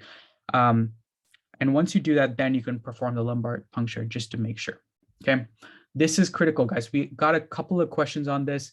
Remember, the increased liposolubility, right? More lipid friendly that it is, the easier it can cross over to your brain. Okay. Ethanol, this is why ethanol is so quick. It acts on the central nervous system hella fast because look at the liposolubility of alcohol, right? Boom, you take a shot of tequila, it's already in your system, right? Very fast. And if your patients are kind of, I don't know, they're like erratic and they're kind of going off the bats, diazepam. This is why we give them a shot of diazepam every single time you guys watch a medical TV show. We're like, give them diazepam stat. And you're like, what? Like, I don't even know what that means. But diazepam is so liposoluble that it can cross the blood-brain barrier very quickly. Now, there are a couple of things that are a little bit more difficult to get into the central nervous system, okay? Dopamine is one, okay? Obviously, you guys know your mannitol, sodium, and these are all like charged particles, so they're harder to get into this central nervous system, especially into the CSF. But here's the unique ones you need to know. Dopamine. Why is dopamine so hard to get into? Because we don't have a particular type of transporter or liposoluble state that it's in, but we do have an L-amino transporter in the blood-brain barrier, right? We can cross over L-dopa, and that's very important. It's not as soluble, but it can cross over because we have transporters for it. The obvious other one is glucose, because glucose is semi kind of charged in its state. Glucose doesn't just freely float around, but we have, like I told you guys, GLUT1, GLUT1 and GLUT3 specifically associated with getting stuff into the brain. All righty. Okay. Secretion and circulation of CSF, important to note is that extrachoroidal, they have gap junctions, whereas your secretory epithelium of the choroid plexus, tight junctions. Need to know that difference, okay? Need to know that difference. Very, very cold, okay? Okay. For all the people who aren't looking at the slides, your choroid villus, right? Your arachnoid villus, sorry. Where is that located? What venous system? Put it in the chat. I want to make sure you guys are awake. Got to make sure your pineal glands aren't like fully secreting melatonin right now. Yes, superior sagittal sinus. I know it's on the slide, but I want you to make sure you guys connect that. Superior sagittal sinus, it's associated with your arachnoid villus. It's a one-way valve, and it basically turns over a whole bunch of CSF per day, and your CSF is replaced every 7 hours. So it has to be fresh, right? You can't just be freely floating around with like a lot of gunk, okay? All right. Know this chart. I'm just going to say it. Just know this chart. They like asking questions about it. It's very simple. Just don't learn the cancers and stuff right away. But I mean, you guys can. It makes sense if you intuitively understand this. Cancer cells are going to be, well, let's start off easy. Let's start off with something simple. Now, subarachnoid hemorrhage. You guys know your arachnoid, where it is. And like this is a hemorrhage below, and it's a venous system hemorrhage, right? Remember, your blood has way more protein. So it's going to spit out all this protein into the CSF. And it makes sense. And you shouldn't have RBCs in your CSF. There should be nothing there, no cells. If you have neutrophils there, that's even more problematic. You don't want WBCs hanging out in your central nervous system, let alone your CSF, because they can just go and destroy everything. Now, the important thing is Guillain-Barré. Guillain-Barré, you're like, what do you mean? Why is there protein? Like, why is there so much protein? Like, Guillain-Barré is a demyelination / degenerative disorder, right? So as your cells going through lysis, right? They're not just lysis, but destruction and necrosis. They're going to throw out all these proteins that are inside the cells. So your CSF content of protein goes up. Obviously, your glucose isn't being used up, so it's normal, right? Your metastatic cancers, right, into the meninges, it's going to be increase in protein, right? Because when you have increased metabolic demand, there's going to be increased protein usage, as well as stuff that's being put into the CSF. And then glucose can either be normal or decreased, because whenever you have tumor cells, what did I tell you guys about PET scans? Warburg effect associated with increased glucose usage. Boom, you are using all that glucose, so it can either be normal or decreased. Viral meningitis, let me tell you guys, it's going to be increased protein, okay, and normal glucose, because guess what? It's just the key differentiating factor with that is WBCs. You will have lymphocytes, and you don't want lymphocytes in CSF. You want no WBCs. Leave your WBCs outside of the peripheral circulatory system. Same thing with tubercular meningitis and bacterial meningitis. It's the very similar presentation. You just got to keep a close eye on WBC values, okay? Remember, tubular meningitis, it's dealing with bacteria. So bacteria is going to eat up a lot of the glucose. Bacterial meningitis, tubercular meningitis is dealing with viruses too, but keep that in mind. Bacterial meningitis is definitely going to chug a lot of the glucose that you have in your CSF. Hydrocephalus. You guys know these very well. It's very simple, because all you need to know is that one of the ventricles can either be blocked or both of the ventricles can be blocked in terms of non-communicating hydrocephalus. Obviously, the congenital form of that is, guess what? Congenital hydrocephalus. If you have that in mind, you can basically say, okay, sunset eyes, boom, non-communicating hydrocephalus of the congenital variant. Very simple, okay? They can also give you another point where they can test you, like if there's a blockage in the cerebral aqueduct, what ventricle can be enlarged. That would be the third ventricle, okay? That's how they like to ask those questions. If you have that in mind, you should be good. Communicating hydrocephalosis, I gave you guys a table on that, and you know it's very episodic and it's very specific scenario. Remember, you could either have an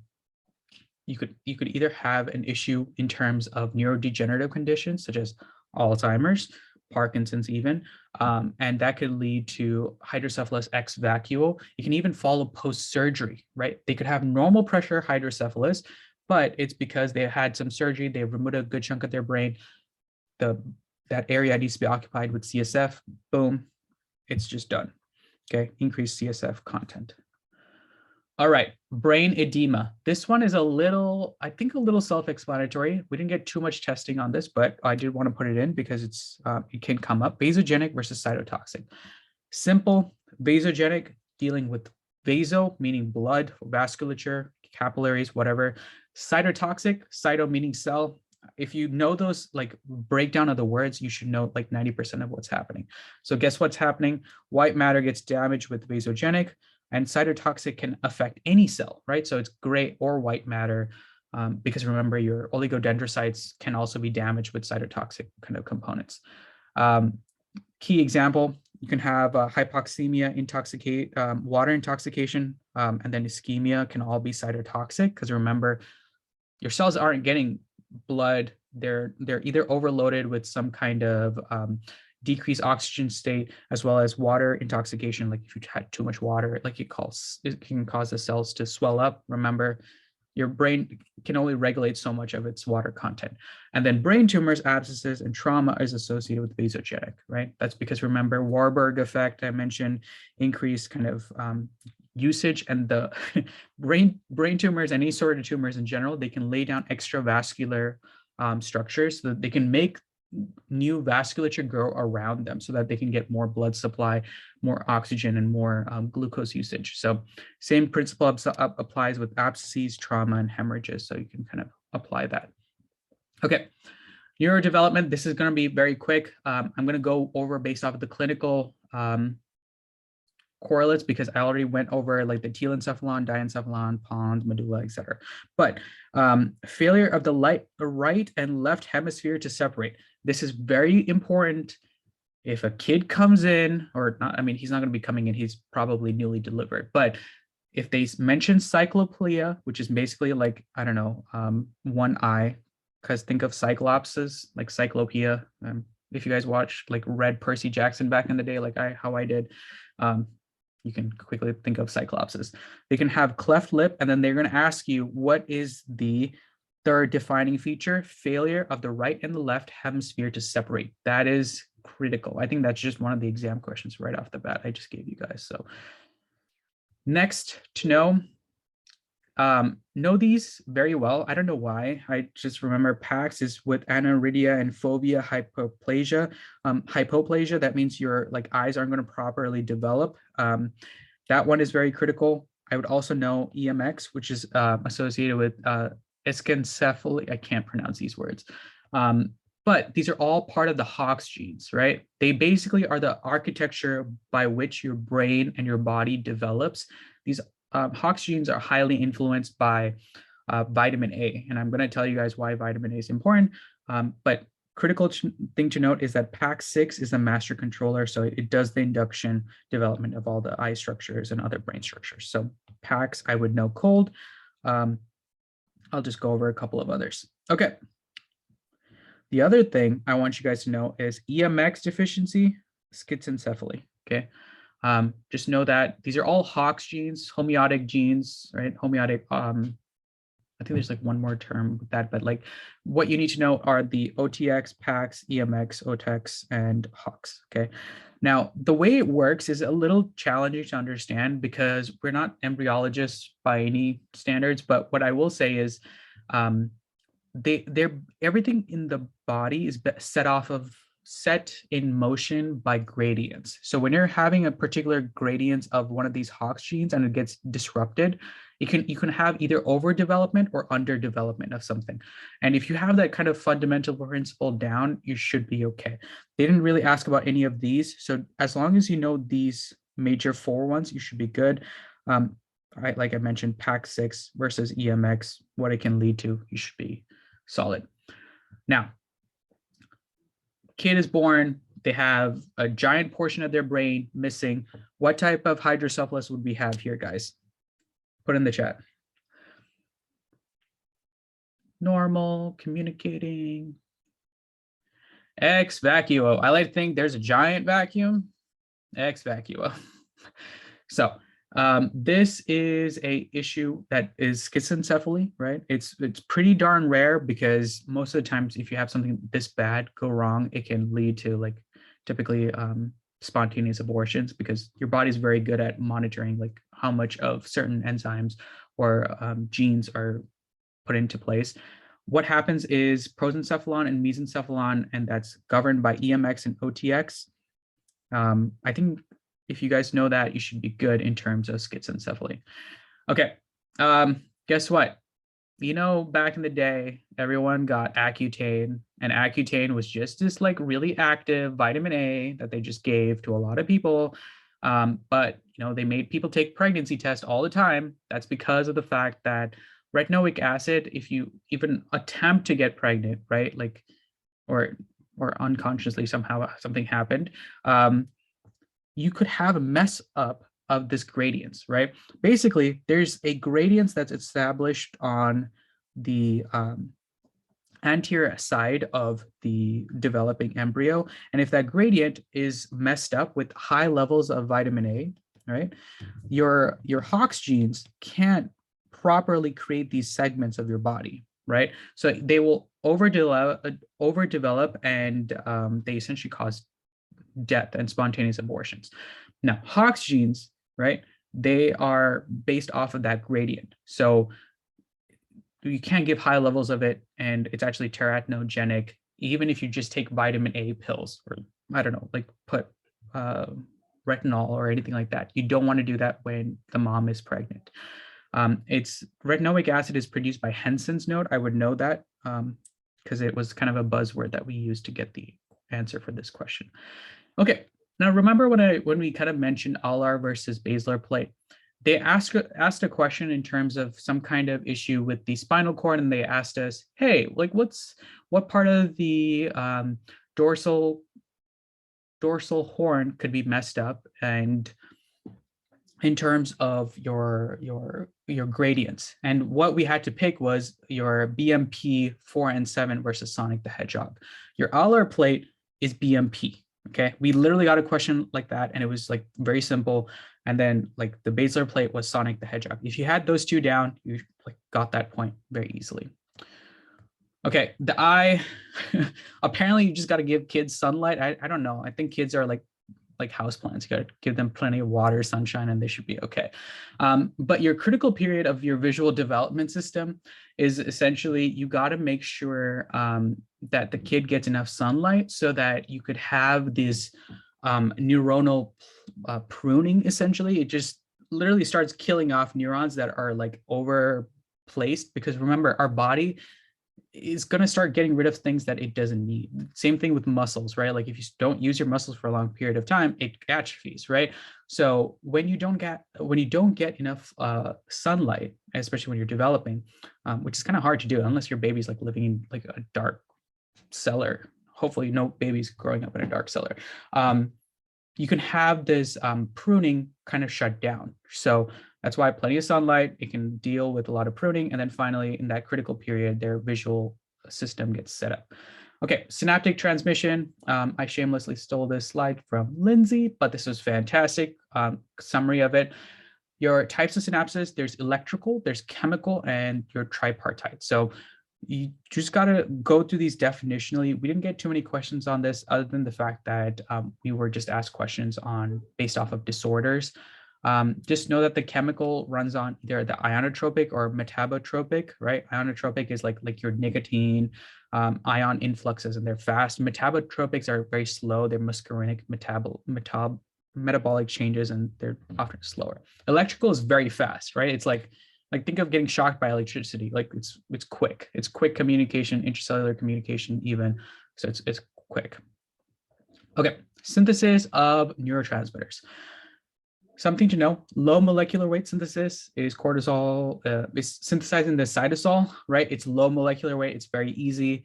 Whereas something that's much more heavy duty, right? High molecular weight, it's coming from the soma, right? Like the actual body of the actual neuron. Keep that in mind. Vesicular loading happens early on because of the Golgi. And I told you guys, dynin and kinin, because those are important in moving things forward and backward. You guys know this very well. I feel like I'm giving you guys a DM review now. Acetylcholine esterase, right? This is like a term 1 and a term 2 concept. If you have this down, you should be fine. It breaks down acetylcholine. Acetylcholine is one of the primary ways we like send stuff along in terms of neurotransmitters, right? And it's degraded by, guess what? MAO. You can even give patients monoamine oxidase inhibitors to increase acetylcholine levels. You can give them acetylcholine esterase levels, drugs that affect it. So think of like, I don't know, myasthenia gravis, think of like all sorts of other drugs that you can kind of tie this into. Yeah, that's fine. Now, obviously you can do reuptake, and we will cover reuptake in a bit. Okay. Now, we remove stuff because we don't want overuse. Obviously, we can artificially mess around with this as physicians, but the important thing to know is that monoamine oxidases are going to be the critical thing to just get rid of stuff, right? Like just to degrade it and destroy it. You can have reuptake done by pumps, right? Your norepi, epi, dopamine, and your serotonin are all monoamines, right? Monoamine neurotransmitters. They can be brought up by the glial cells and then recirculated back into the neuron for reuse, right? So important that you guys know that. And you guys, I believe you even covered it in term 1 in terms of when they go through these step-by-step functions and what enzymes are involved with this. You don't need to know those for now, but just kind of throwing you guys back to that time when you guys learned this and knew it very well. Histamine. Okay, really important. Everyone kind of forgets about histamine. It's one of the most important things to wake yourself up in the morning, right? Cortisol and histamine are just like fired like nobody's business around like I think 5 or 6 a.m. in the morning, and their levels go up so high by the time you wake up that you can you feel a little bit energetic, right? Or hopefully if you got enough sleep, then you'll feel energetic. Unless you're a med student, then you're chronically tired. Neuroactive peptides, important to know is that your pain is associated with endorphins and enkephalins, and don't think of substance P. Substance P is for pain, okay? P for pain, very simple. Your beta endorphins and enkephalins are actually really good. Guess what? When you work out, your endorphins and enkephalins are actually being fired, coming from the brain to your spinal cord level, and they actually make you, that's why you have that like post-workout glow, not glow, but like more sort of like a good state, and then like give it like 24 hours later and every muscle in your body just like wants to fight you. The next thing to know is that NO is very important. It's very gaseous, it's quickly diffusible. Obviously, you guys know that NO is involved with vasodilatory effects, very simple process. Now, getting back to histamine, remember, histidine decarboxylase takes your amino acid histidine, throws in PLP, and you have histamine, right? Important to know that. Okay, very simple. It's vitamin B6 for those who forgot your DM. Please don't forget your DM, guys. This exam is actually a good chunk DM random concepts thrown back in. Okay, I know you guys can read this on your own time, but it's, cyclic GMP, nitric oxide, the whole pathway.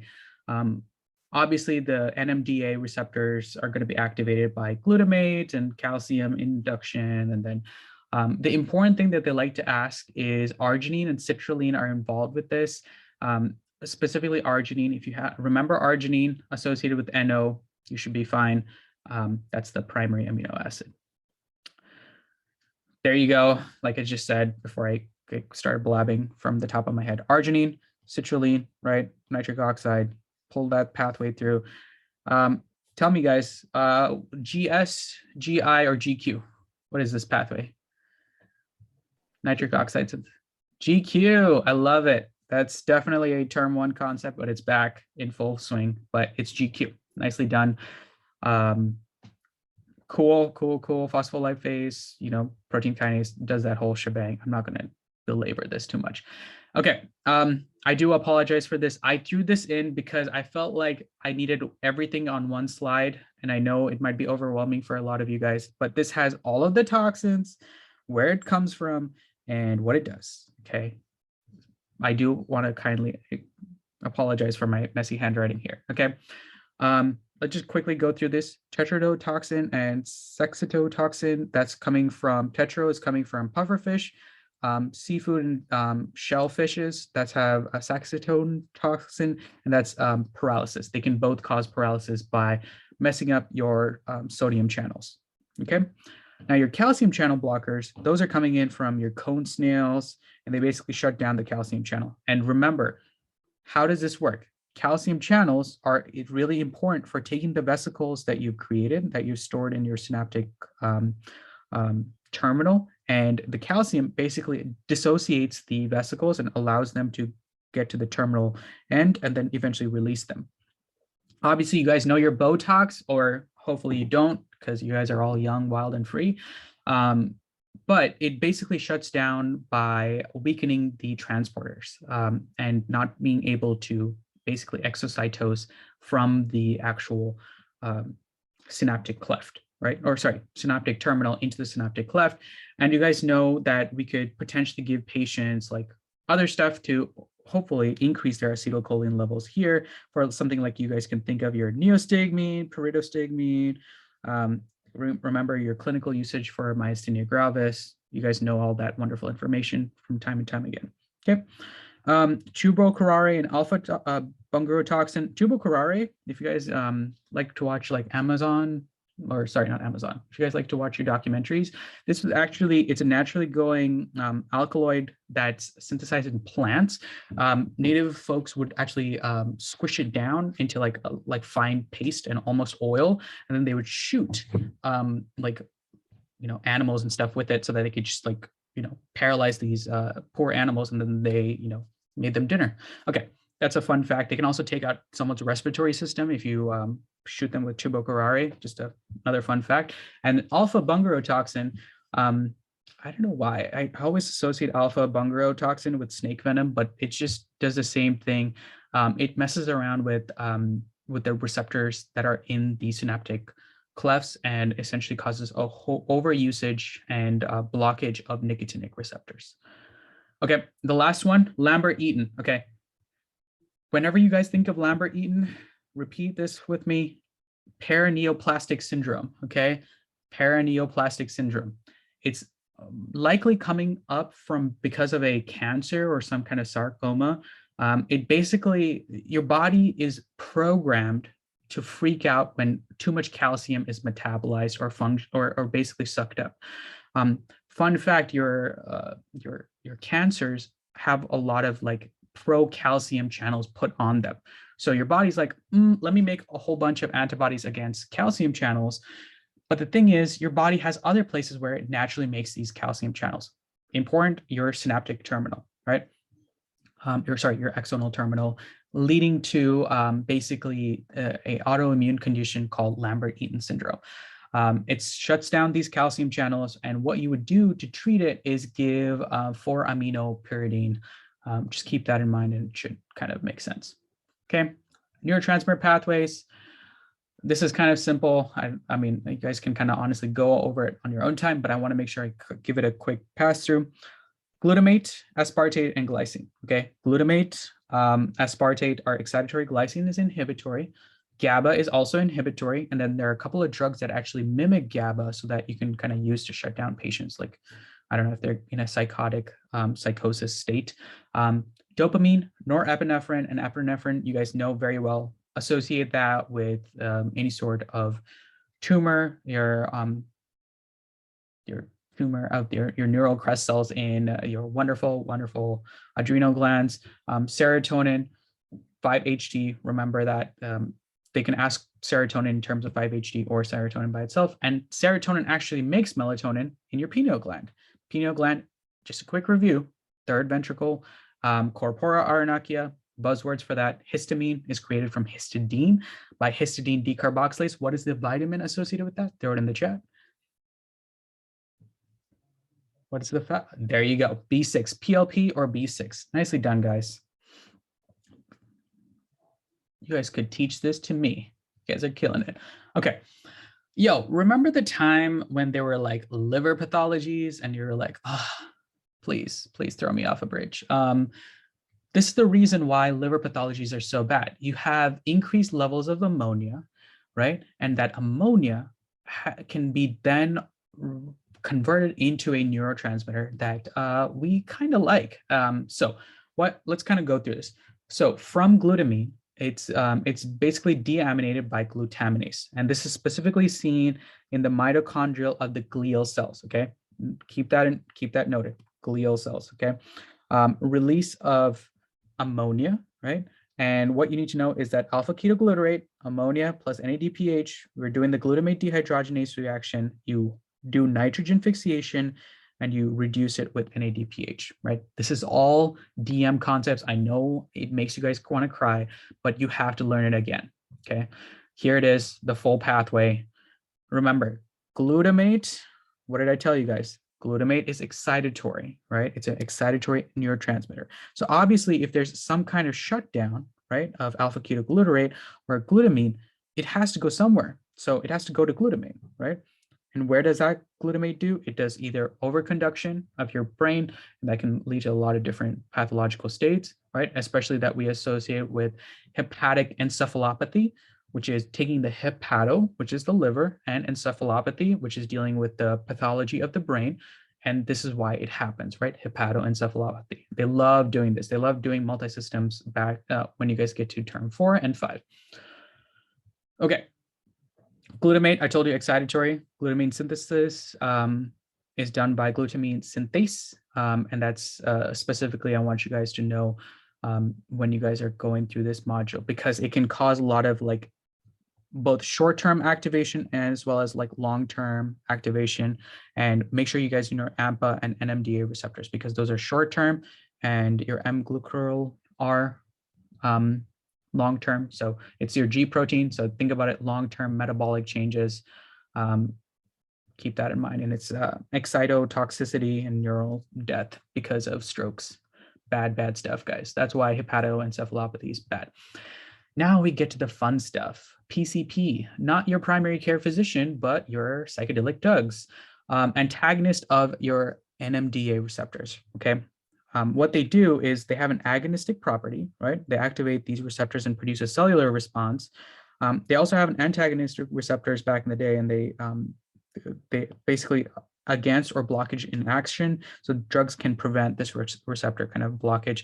You guys were going to learn this later on, how they use it. This is just something that's going to be covered back in, or covered again in NB3 for when you guys do illicit drugs. Okay, GABA. Remember, you can actually take glutamate and convert it into GABA. So this is something that's a little weird, because you're like, why do we have hepatic encephalopathy and going into making more GABA? Because remember, we're shunting stuff in terms of high concentration of glutamate, right? That's excitatory in nature. So we got to move it somewhere. So we're going to make GABA, right? It once again requires vitamin B6, right? You got to add the decarboxylation and convert it into an amine to create GABA, right? Now, this is the pathway, okay?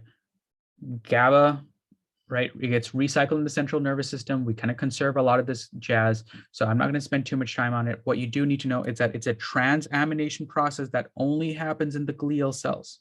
Got to know that, okay? It's in the glial cells, and more specifically in the mitochondria Krebs cycle. High yield, high yield. That's a cumulative question that they can ask you in terms of DM as well as NB. All right.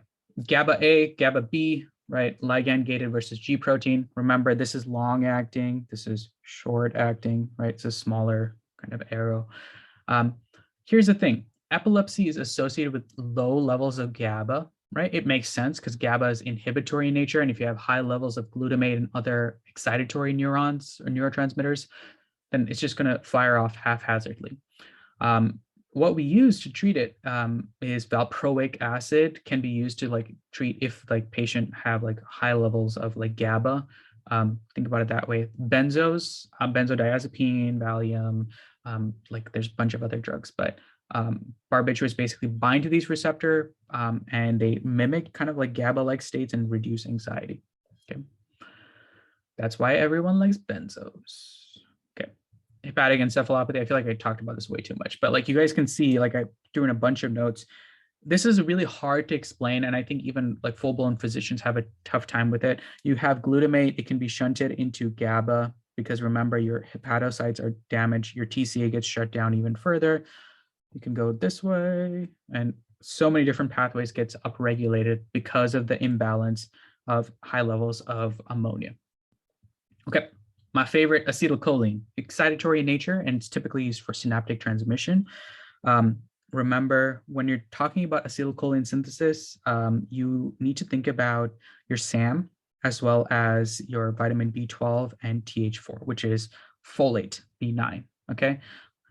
Fun way, if you guys haven't remembered B9, right? If you give mothers B9 or folate, they won't have any sort of or they won't have like neural development issues with their kids. So I think it becomes benign. So that's how I remember folate and benign. Some random information from my head. Okay. Botulinum toxin, myasthenia gravis, acetylcholine esterase inhibitors, Alzheimer's. I already went through this with you guys. I just threw it in because it's dealing with acetylcholine.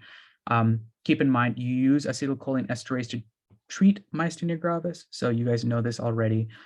You can also do organophosphate poisoning. Remember, you've seen that farmer, spraying stuff on his crops and boom, next thing you know, he has issues. Okay. We talked about SAM back in DM, but what you do need to know, once again, macrocytic anemia versus microcytic. Okay, just something simple. Know it with your folate as well. There you go. Cobalamin, threw that in there just for a good measure. And your thiamine deficiency. Guess what? Thiamine deficiency, Wernicke-Korsakoff, right? What did I mention? Tender loving care for Nancy, right? I put in all of the ones so that you guys can kind of reference back to your DM knowledge. I do apologize once again. My handwriting isn't the neatest here. I think I was panicking. All right, another quick little break before we do the spinal pathways. All right, guys, welcome back. I do want to correct one thing before we kind of move forward. I made a mistake of saying B12 deficiency is also going to cause Wernicke-Korsakoff. B12 deficiency is going to present with encephalopathy in a different way. A lot of the times they might give a B12 infusion just to make sure that you don't have like other kind of, before they get called a neuroconsult, they usually give like B12 just in case, as well as thiamine. Thiamine is the firm definitive thing. Whenever you guys are seeing Wernicke-Korsakoff, it's associated with thiamine deficiency B1. My apologies. Just wanted to throw that in there. All right. Let's get to the hard stuff, the tracks. Okay, somatosensory system. What you need to know is that we have two essential division. Okay, there are multiple mini pathways. Don't trip. Let's just focus in on the main one for the time being before we get too down in the bogs with particular things. Touch, vibration, proprioception. Okay, touch, it's a discriminatory touch, right? That sounds weird to say discriminatory touch, but it's like touch that helps you distinguish, let's say, a rubber ball versus like, I don't know, a spiked turtle shell or something, whatever. Clearly I'm thinking of Mario in my head. Vibration is like any sort of movement that is stimulated by not only mechanoreceptors, but your physical receptors at any sort of part of your body. That's going to use your DCML/medial lemniscus pathway. Proprioception is your location as to where you're existing, right? Like it activates primarily to assess if you are in the muscle, right? Like, am I at like a flexed or contracted position versus extended or relaxed position? So that's the way it tests where you are. And it's a constant feedback. A portion of it goes to your cerebellum, which is you're going to cover this week, followed by it goes to the somatosensory cortex. Now, your temperature sensation and your nociception is done by your ALS system, anterior lateral system, okay? If you have this kind of fundamental concept down, TVP versus TN, it's going to go specifically with one pathway versus the other, okay? This is all somatosensory. We're going to focus in on somatosensory. Now, important, the receptors and the types of cells that are making this assessment. Discriminatory touch or sensing of one distinguishing thing versus the other is done by mechanoreceptors, right? And vibration is also done by mechanoreceptors. Thermoception and nociception are often clubbed together because remember, thermoception and nociception deal with a direct assessment of, let's say, I don't know, I touched a hot pan, like, oof, direct nerve endings get fried and they're like, shoot, we need to like move this person's hand away before they get burned permanently. So important to note is that their receptor fields, right, RF, are different, okay?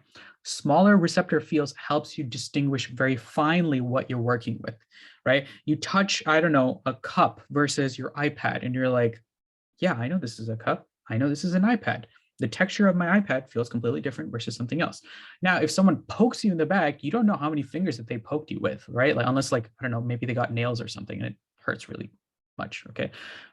The parts of your body that have large like fields don't help you do a lot of like the distinguishing between, I don't know, vibration, direct discriminatory touch, right? Like someone draws on your back, you're like number 5, you have to like really like work on it to finally see like, okay, this is 5 that they drawn on my back.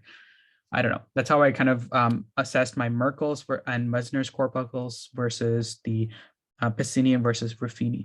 Okay, so that's what I'm coming to with this, right? When you're kind of thinking through the aspect of kind of your receptor fields, right? Okay, this morning you woke up, hopefully put on a shirt, and I know some of us in small group have to like, you know, wear scrubs, so whatever. The important thing to note is that you kind of lose sensation of your shirt, right? Like it's not like every second of your life, you're like, I'm wearing a shirt. The shirt is me. The shirt is mine. No, you're not. You just lose sensation of it. Is because the adaptation, right? The desensitization process is fast, right? Your Meissner's corpuscles and your Pacinian corpuscles, basically, corpuscles, I'm saying corpuscles like it's a normal thing. They desensitize themselves, right? Like, you know, they're basically done. Like once you have the shirt on for a while, it basically loses the sensation of it. Versus your Meckels and your Ruffinians are more sensitized, right? Like you poke someone, it's not like if you hold on to that poke, it's not like you suddenly lose sensation of that poke. It's still there. You can still feel like, I don't know, their t-shirt or skin or whatever, like it's still like constantly there. And that's why we can do a lot of important things with our fingertips in terms of like your physical examination, because you can feel, you can assess for longer periods of time. So that's why it's important to know that adaptation or desensitization is slower with Merkel's disc versus Ruffini end. Sorry, that was a long-winded way of saying just desensitization versus not. But important to note is that pain fibers that you need to know is the alpha, the A delta, and then C, right? C is the, I told you guys, like, you know, associate that with your C fibers being your pain fibers, okay? Conduction of A delta fibers is much higher because remember, they're myelinated versus something that's not myelinated. And I told you guys, it comes back to the fundamental principles, okay? If you have that understanding, you should be good. Now, let's talk about quickly about nociception versus kind of the fundamentals, okay? Nociception, let's say you, I don't know, stab someone with a scalpel, which is kind of what is given here, yikes, okay? Potassium, as you're breaking through the epithelium, gets released, right? Potassium helps depolarize a lot of things. Bradykinin from the blood vessels in terms of inflammation, and the mast cells are freaking out. They're like, histamine galore. Everyone gets histamine. So bradykinin and histamine gets released. And this is something T4s know way too well. And that leads to depolarization, right? That's chemical nociceptive pain. Now, the same thing happens in terms of more pain. Prostaglandins get upregulated and substance P. So more pain, long-term sensitization, that's dealing with, let's say you have a tumor or a cancer or something that's like prolonged state, it goes up, right? Think substance P, like lots of pain. Pain management. Yeah, NSAIDs. Yeah, we know those very well. They do a lot of stuff, but what you do need to know is that NSAIDs are a way of dealing with pain, especially like pain that's for long periods of time, not just something that's quick and sharp, right? You get poked with a thumbtack. It's a sharp, quick pain. It's not like there hopefully for too long. But let's say long-term pain, you're going to deal with like cancer, maybe you bruised your elbow, or like, I don't know, you were in Fight Club or something. Anything along those lines can be more associated with keeping you guys assessed and aware of the pain. Example, aspirin. Aspirin we never give for pain management. We give like ibuprofen and other stuff, but like aspirin is what they gave you guys here. Now, here's the thing. Opioids are fantastic because, or that sounded like very much like a Dr. House statement, but opioids is important because they help use your alpha, beta, and mu cells to basically, or receptors to shut down your pain pathway. right? We basically hijack an inhibitory pathway that your enkephalins use. And what did I tell you guys about enkephalins? Those are endogenous opioids that you get from working out, running, I don't know, feeling the pain or feeling the burn after, like, I don't know, getting like your personal achievement of your dead weight lift or whatever. Clearly I haven't gone to the gym in a hot minute. Opioids, what we need to be careful about is that they can be addictive in nature. And this is something you're going to cover a lot more in pharmacology later on. Okay. Now, guess what? Whenever you guys are, I don't know, like my mom used to do this. Whenever I got hurt, she would like rub the spot like right next to it. And she's like, oh, it's going to be okay. And you're like, what do you like? How come it feels good? Like, I like, why are you, it doesn't make any sense, but now it does, because when you're basically rubbing another spot or like somewhere like with that pain, it also activates your descending pain pathways, right? It's telling another part of your pathway to say, let's shut down this pain receptor for the time being via the release of noradrenaline, serotonin. And when you guys get later on in your career here at SGU, you're going to learn that we can actually give serotonin inhibitors and noradrenaline inhibitors to potentially manage pain as an adjunct to your typical opioids or your NSAIDs. Okay, sensitization of nociception. Remember, this is associated, like how I like to think about it is with the particular disorder. Something like you can think of is your trigeminal neuralgia, which is something you're going to learn in NB2. I don't know if you guys have heard it now. It's typically dealing with increased sensitization of your pain. So you can get hyperalgesia. This is something we often even see with people who take long-term NSAIDs. Like let's say they go off of it a little bit, their pain level is like 10 out of 10. It makes no sense because their threshold for pain has been deviated, right? So that's the allodonia, which is like right here. Their threshold is like much lower. And even a light breeze for trigeminal neuralgia can quickly push them to like high levels of pain. Okay, you guys know your referred pain. Okay, like your somatic pain is very sharp, very localized to one area. Your referred pain, it's hijacking the same dermatomal spinal area to basically say, oh, I have chest pain. Chest pain is coming from the fact that brachiocephalic is basically getting irritated by a heart issue, right? Coronary artery disease or angina, et cetera. Angina, we know very too much about in T4. Okay, special sensation, what did I tell you guys? Most of your sensory components are going to be via your bipolar neurons, and then your special sensations are done by the unipolar neurons, okay? Once you guys know that, you guys can basically run through your cranial nerves versus like just your peripheral nerves that are associated with pain management.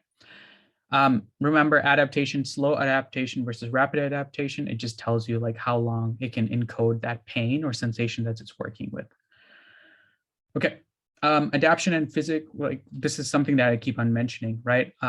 Remember, any sort of like spatial resolution is involved with the type of receptor or the level of receptive field that you're working with, right?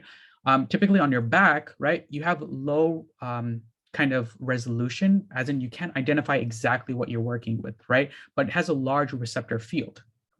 It's kind of like a TV. You can have a large TV, but it doesn't have to be necessarily high resolution. Okay. As compared to something that is very like targeted, like a small receptor field with a high resolution, it has multiple receptors that can assess very fine discriminatory touch, right? Easier to differentiate. That's why you can touch something and quickly tell yourself or tell others like, oh, this is an orange, this is an apple, this is, I don't know, a banana. So it has that high resolution, precise capability. Okay, just a quick thing for your cumulative knowledge. Let's say a patient comes in with shingles, right? Which is something T4s also know very well. Shingles affects, let's say, the T4 dermatome. How many dermatomes have to be affected for shingles to be predominant? How many dermatomes? 1, 2, or 3? 3. Love that. Love that confidence. Exactly. It's 2 or greater. Most of the time, SGU says 3. So if you guys have that down, you should be good. There you go. I'm just testing your guys' cumulative knowledge. Herpes zoster, shingles. For those, yeah, this is the herpes zoster virus. That's something we learned a lot about, even in T4. All right, here's the touch kind of capacity in terms of 2 discriminatory touch. Obviously, guess what? Your hands can do a lot of discriminatory touch, and you can tell a lot in terms of distinguishing points. Okay, let's get to the pathway. Now, I said touch, vibration, proprioception is going to use what pathway, guys? Quick assessments. Touch, vibration, proprioception, DCML. Love that. Perfect. Important that you guys know that. Touch, vibration, proprioception, DCML. Now let's talk about pain and temperature, okay? Now, the first thing you know is that there's primary sensory neurons, right, that are located in the peripheral nerves, right? They're going to sense any sort of damage. Then they go to the secondary neurons, right? And those secondary neurons are then going to fire off a signal to the thalamus, a relaying point. That's why I mentioned to you guys, thalamus is so important as a relay point for so many things. And from there, it's going to go to the primary somatosensory cortex. And dorsal column medial lemniscus is what DCML stands for, okay? Now, your pain and temperature sensation is going to be through what pathway, guys? What's the pain and temperature? ALS, okay? Now, the word itself gives you away what you're working with. Anterolateral, right? It's anterior and it's a lateral system of getting sensory information to the primary somatosensory cortex, okay? Awesome. Remember, it crosses at the midline, okay? This is the ALS system, crosses at the midline, okay? Different modalities for carrying, right? I told you, touch, vibration, proprioception, that's from DCML versus here, it's pain and temperature, right? Anterolateral system. Okay, so the decussation, this is important. Pay close attention to this. It crosses at the vertebral line. So, and remember, if it's crossing over, that is called technically decussation. Okay, if you remember that term, you should be fine. Now, let's take a look at it and where it goes. I kid you not, guys, these were the exact same images that was given in our exam. They literally took a slice of this and they were like, tell me where this thing is. And I'm like, what's happening? Like, I don't even know what this little blue dot is. They were talking about the ALS system, and you need to remember that at the spinal cord level, it decussates. So let's say you do have a lesion at the pons level, right? Are you getting contralateral loss of sensation or ipsilateral?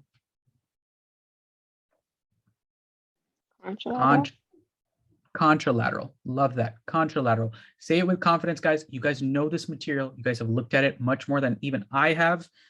Make sure you guys test yourselves constantly on this based off of the region, okay? And they like to compound these questions where they're like, okay, they lost their pain touch, you know, whatever. And then what motor symptoms would you also see? And then they like to ask questions like that. Obviously, we're going to cover the motor as well.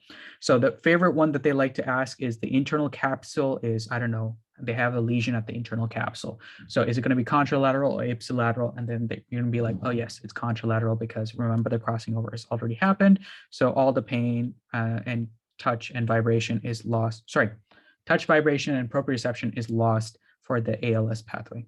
Okay. Now, remember, this is happening at the dorsal horn, right? So if there's any sort of artery that's messing with the dorsal horn, hint, hint, they like to ask questions about that too. So make sure you guys go over that. Those dots, do we need to know them and the arteries associated with them? Yes, I would ask you guys to at least test yourself on it. I don't know if they're going to go into that level of depth, but I do know that they gave us brain images like these and asked us, or at least slices of it, and asked us where the pathways would be.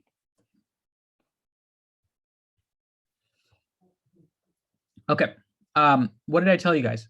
Pain is modulated, right? When your parents are like rubbing down any sort of part of that you got a boo-boo on, and then they rub it, you're like, oh, it feels so much better. but like what's happening in the neurochemical level? That was 5-year-old me asking the question. But I'm kidding. I wasn't that smart. I was like, please keep rubbing it. It feels good.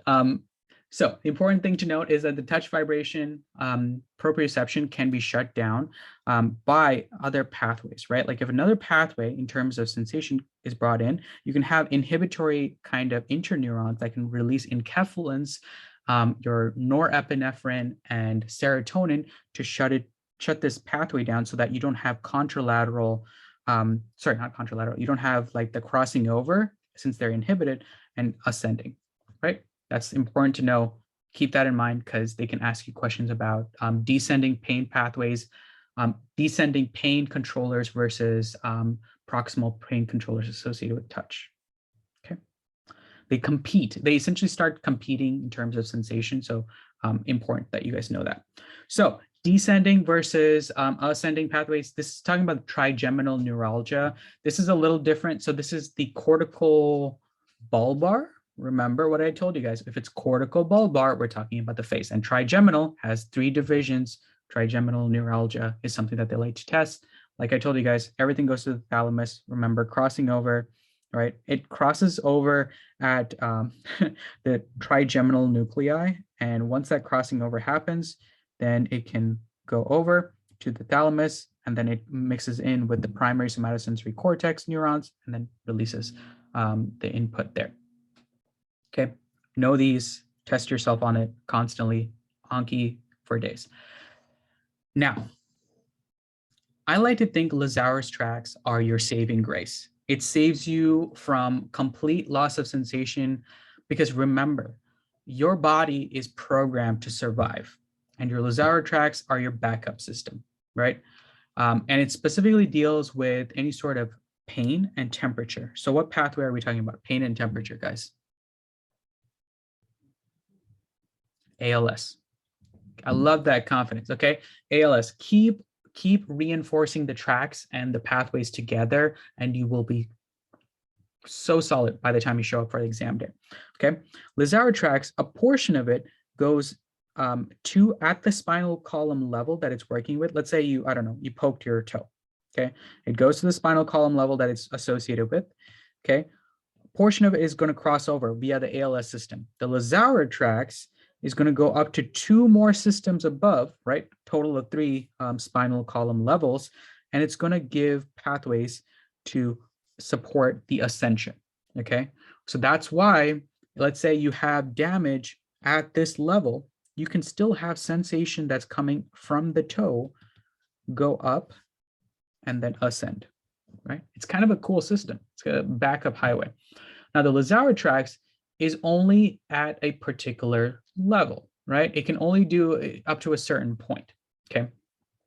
Especially for the ALS system, because you need to have constant assessment of pain, right? As well as thermal kind of sensation, because those are fundamental. That's telling you there's a fundamental trauma to the body, right? So what happens, let's say you have a lesion at any sort of like T2 to T10 level. Let's say, let's stick with something simple, right? In terms of, let's say we have damage at T5. Actually, no, let's go slightly lower. Let's go T7, right? Let's say we have T7 trauma, right? We can actually assess everything from T7 and above because of Lazarus tracts. Anything below T7 is shut down, right? You can't, the Lazarus tracts can't like, you know, ascend and give like extra pathways. So you got to know that up to 3 levels above, it will give supporting system, right? In terms of assessment. So let's take a peek at the DCML pathway, right? Touch, vibration, proprioception, DCML. Now the crossing over point is unique, okay? Where does it cross over? Okay, throw it in the chat. Where does it cross over? I want you guys to be actively participating. Yeah, feel free to unmute yourself. Lower medulla. Yes, you guys are correct. It's coming at the lower medulla. Key thing, make sure you guys remember that. Question. Yeah, quick question. Can you please go up 1 slide? Yep. Okay, so during the lecture, we had a question. There was a lesion, medial lesion between, I think, C2 and C8. And they said, where would the symptoms be? I think the answer was 4 to 6. So I understand how, like it is sent 2 above, but like for the 2, like the lowest 2, like for example 7 and 8. So where would they, like if they, I know that like if it travels downward, like, but how would it reach the thalamus, and like how it won't show symptoms below, you know what I mean? Yeah, for that one, I'll save it for the tail end, because I'm going to pull up a blank sheet and I'll draw it out for you guys so that you guys can see how the Lazarus tracts would work with that particular example. Is that okay? Yeah, perfect. Thank you. Okay. I just want to make sure I draw it out, because like Lazarus tracts throws off everyone until you guys finally get it, and then once you guys finally get it, like give it 2 modules, and after that you're gonna completely forget it. So let me make sure I address that at the tail end. Let's do the DCML pathway quickly. So DCML, right, dorsal column medial lemniscus, right, is involved with touch, vibration, and proprioception. Important thing to note is that what's happening is the nerves, right, in terms of peripheral nerves, are going to the medulla, right? At the lower medulla, they cross over, right? I think it was, am I getting this? Pontomedullary junction. There we go. That was very specific, but they like to ask about the pontomedullary junction because TVP crosses over there. I'll show you guys a picture of that in a little bit.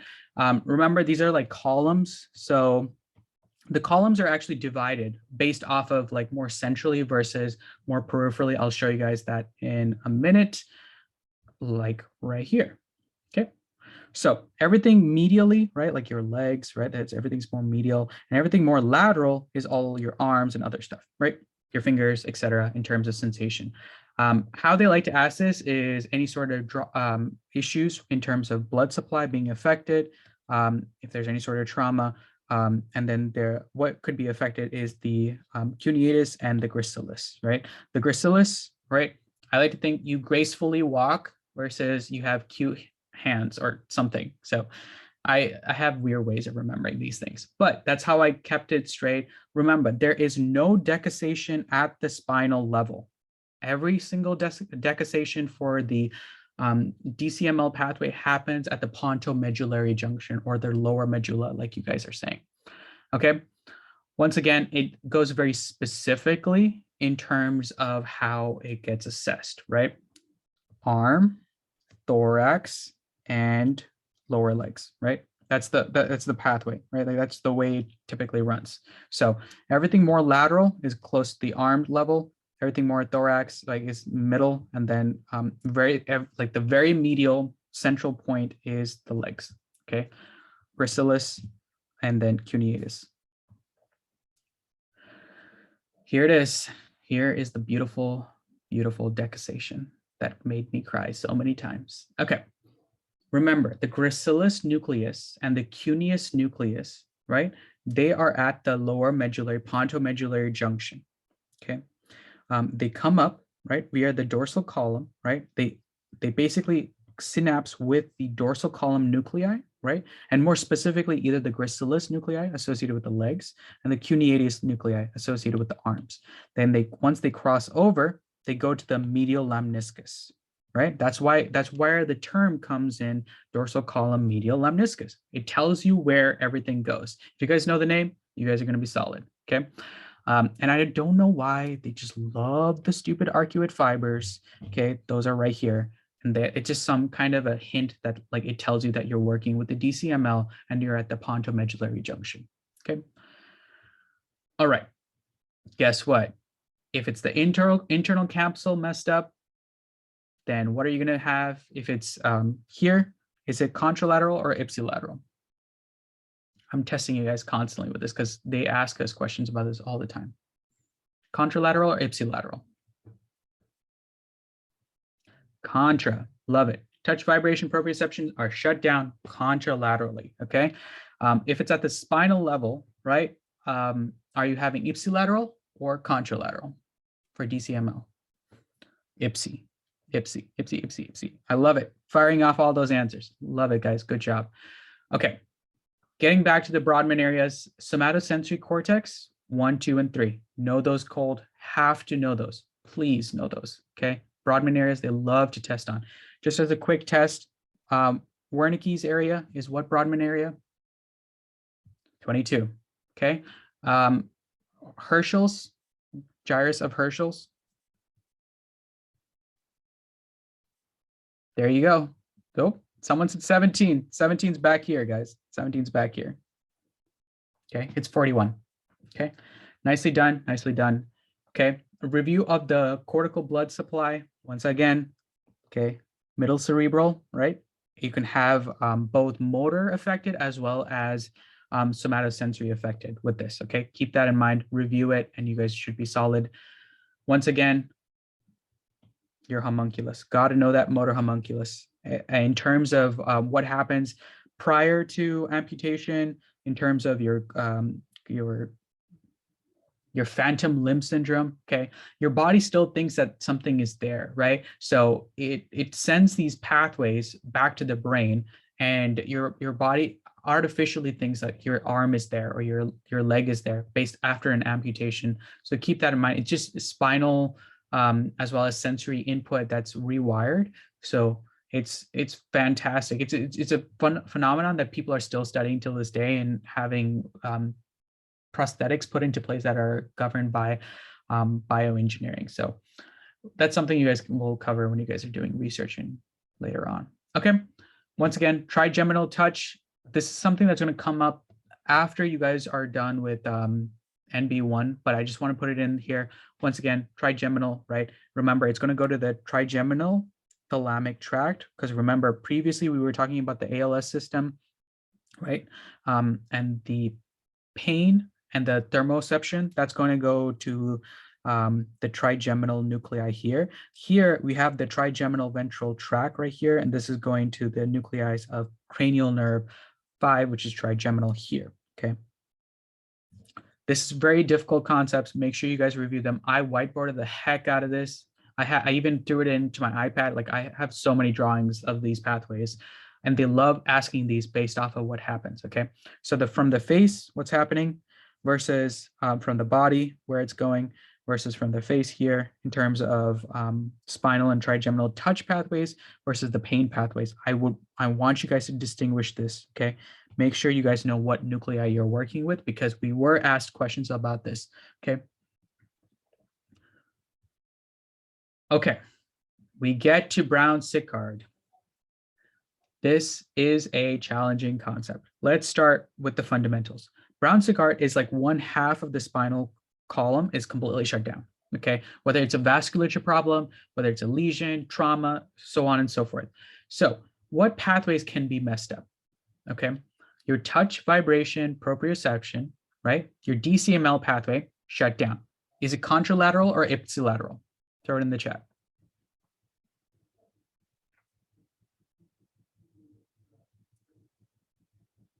Ipsi, guys, ipsi. I love it, okay?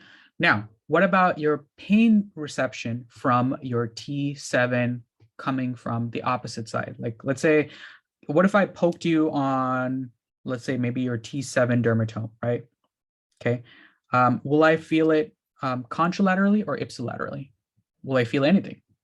Contra, okay? Because remember, what did I tell you guys about your pain pathway with your ALS? The decussation or crossing over happens at the spinal level, so it won't be able to go up. So the opposite side is affected. It's a contralateral side that's not having any sort of effect. And what's going to help save it? What's going to help save it, guys? What structure here can help save it? Lizauer's. Make those connections, guys. Lizauer's tracks can save your pain as well as your thermoreceptors, and boom, you should be good. Okay, here it is. It's outlined. I tested you guys on it step by step, and you guys are doing fantastic. Okay, so you guys can see if there's pain below the lesion, like what can be messed up, versus pain at the lesion, what can be messed up. I made sure you guys went through that Test yourself on it based off of that, and you're going to do fantastic. Remember to throw in the Lazarus tracts here because they can go up to 3 levels. And let's say it's T7, right? Can it cross over and then ascend? For pain? No. Perfect. You guys are doing good.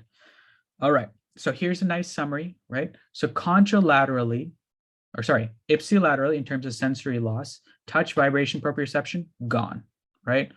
At the lesion, pain and temperature, ipsilaterally gone. But contralaterally, you can have some saving grace because of Lazauer.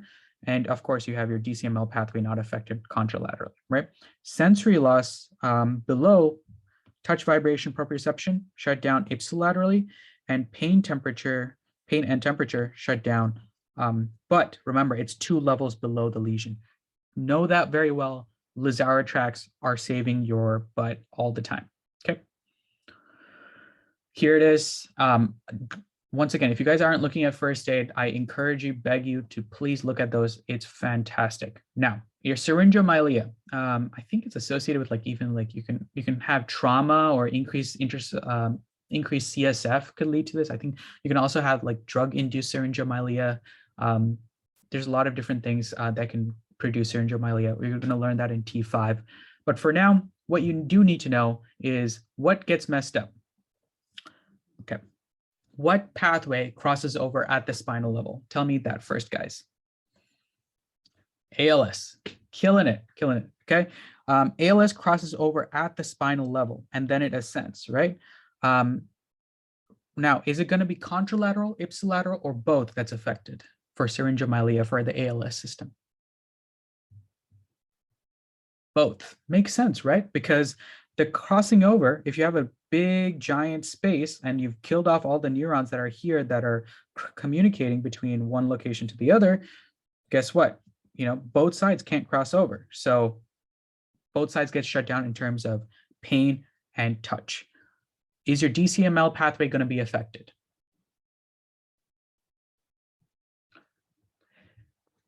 This is a tricky one, and I kind of threw that curveball in there. Depending on how big the syringomyelia gets, it can affect the DCML pathway.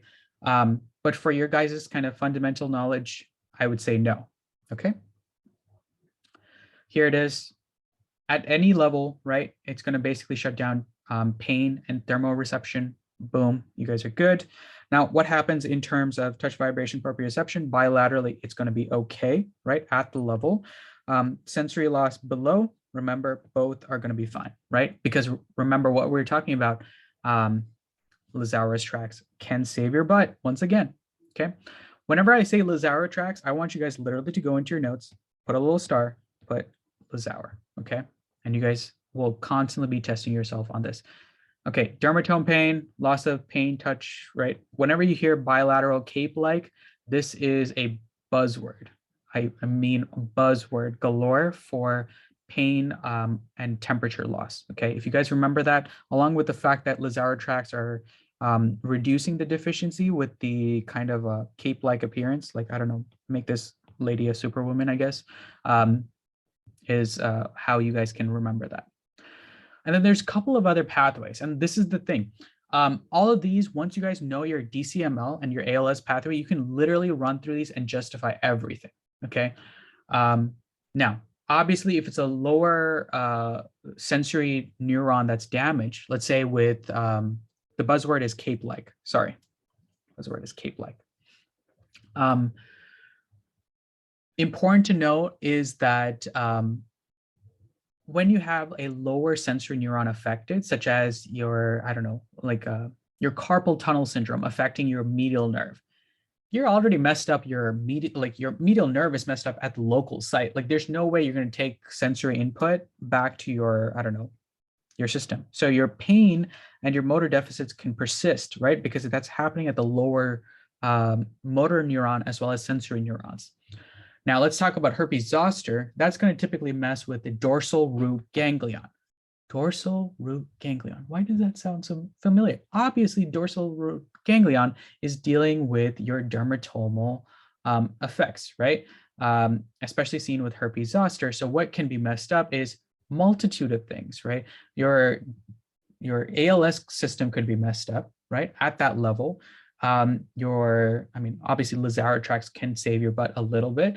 That's why you sense pain and any sort of temperature change at that location. You can even have sensory loss in terms of touch, vibration, proprioception, depending on how big the dorsal root ganglion damage is. So it can proceed to a lot of different locations with this.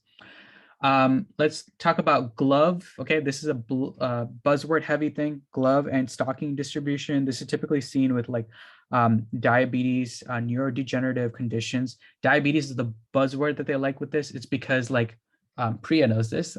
We have increased glycosylation of peripheral nerves, and oh boy, increased glycosylation brings back memories of our last exam. What you do need to know is that is associated with diabetes, okay? It typically affects the palms and the soles of your feet, as well as the lower limbs in general. That's why people get gangrene and their like limbs start falling off, and it's kind of scary. Okay. The other thing to know is that you could have central spinal cord issues, right? You can have bilateral loss of, this is like basically syringomyelia, right? Like that's all you need to know. Bilateral loss of pain and thermal receptors, right? Simple, right? Easy. And then when you get to like your spinal cord hemisections, right? One half of it gets shut down. Oops, I started zooming in too excitedly. One half of it gets shut down, right? So what would you have? Contralaterally loss of pain and temperature, loss of ipsilaterally touch, vibration, proprioception. Run through these guys multiple times. They will ask you questions based off of what part of the brain or what part of the spinal cord is messed up. Transection, this is typically your motor vehicle accidents, right? Like this is quadriplegia versus hemiplegia, right? Biplegia, like it's basically paralysis caused by motor as well as sensory loss, right? Cool. And then you have your lateral medial medullary issues, right? This is one where they like to ask about the pica syndrome, right? Remember, make sure you guys associate that with your cranial nerves. You guys see your cranial nerves get disrupted. You get tested, posterior inferior cerebral artery lesions.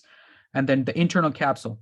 Internal capsule, if you see internal capsule, make sure you guys put everything is on one side that's shut down, right? Everything that's one side, okay? Because everything that goes to one side is affected. It's a unilateral sensory deficit, as well as contralateral sensory motor deficit. So everything on one side just shut down.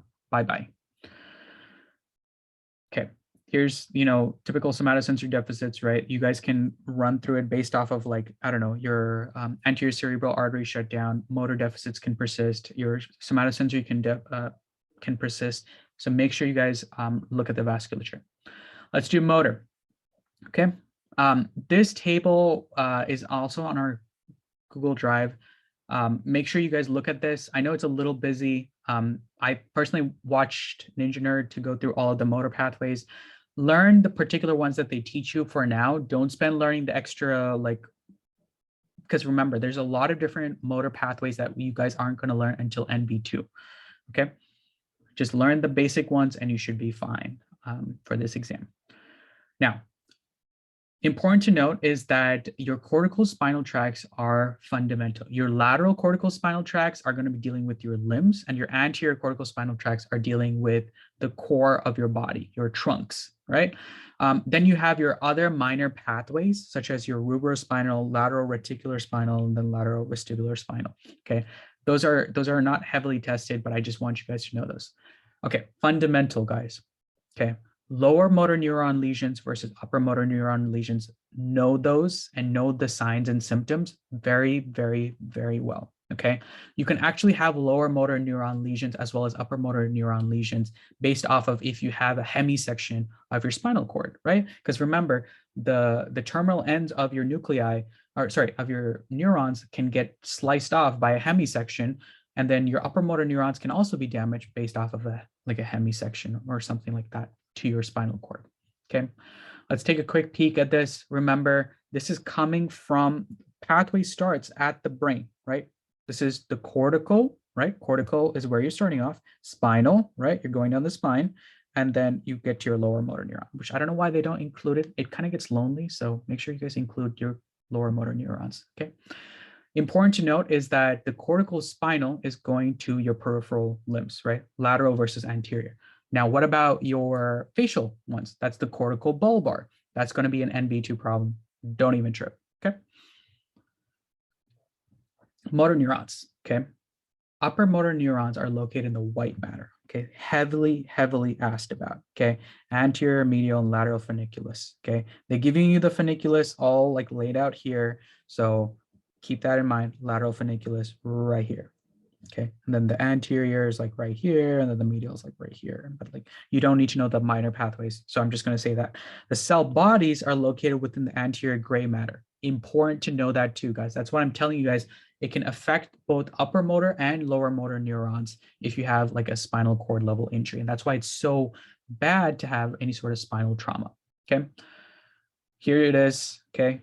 Flexor bias tracts versus extensors. So you guys can see everything like laterally more dealing with your limbs, and then like anteriorly dealing more with like your trunk and general kind of stability, okay?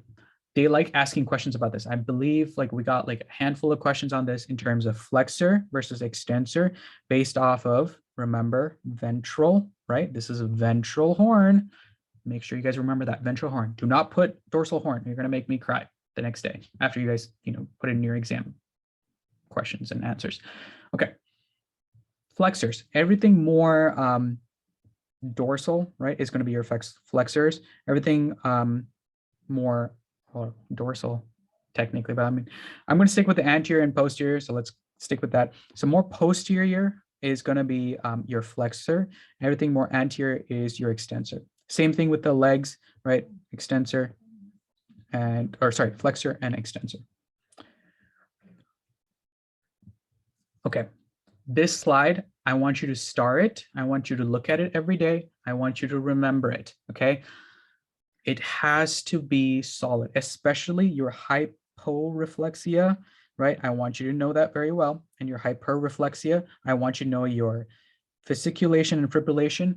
It always confuses students all the time. People mess this up all the time. Fasciculation and fibrillation, it's lower motor neurons, guys. Please learn that one very well, okay? As always, ALS, Lou Gehrig's disease, or motor neuron disease, it's basically a progressive degeneration of the motor system pathway, right? It basically throws the entire thing into a flux and degenerates, right? It's a progressive degenerative component. Guess what? When it gets so severe, you can actually get paralysis of your diaphragm. You could die, right? Your diaphragm is basically a muscle, right? It's just like any other muscle. It has to work. It has to get innervation. It can't just atrophy. So keep that in mind. This is very poor prognosis.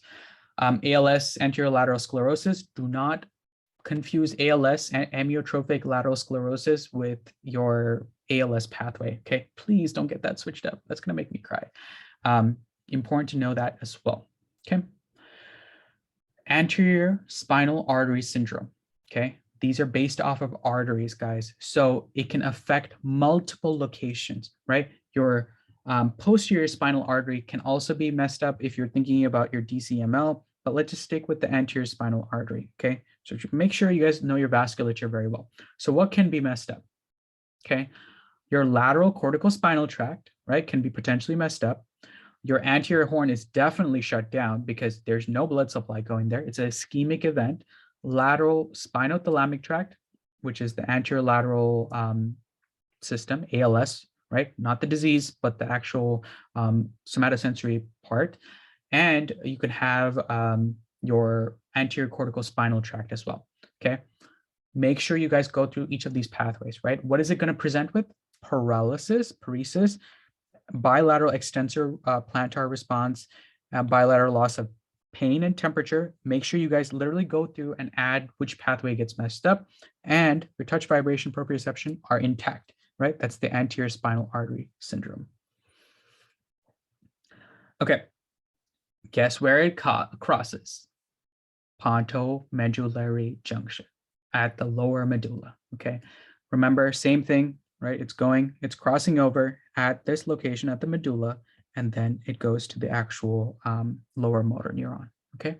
Make sure you guys know that very well. And where is this coming from? Layer 5 of the internal pyramidal layer. This wasn't asked too much about, but just something I wanted to throw in because it's a very specific detail. Okay. What you do need to know is in terms of roles of primary versus like, okay, your somatosensory cortex, you guys know based off of Broadman area, but there are multiple kind of cortexes in the brain that works with the somatosensory versus your motor to assess and basically develop a proper sequenced movement. Obviously, it also cross communicates with the cerebellum. That's you're going to learn later this week. Okay, cortical spinal versus cortical bulbar tract. What did I tell you guys about the motor homunculus? It's pretty much similar to the somatosensory. So everything more medially located, it's going to affect like your hips, knees, and foot, and trunk, depending on how bad your anterior cerebral artery is. Yes, and then any sort of your medial cerebral artery can potentially, middle cerebral artery, I'm tired right now, is affecting your lateral kind of components, right? Okay, now the route. I want you guys to memorize this route through and through, okay? It's very important. They love to ask about the internal capsule lesions, what can be messed up. It's hard. I want you guys to think about it, do practice questions every day regarding this because it is asked. It is a fundamental concept, okay?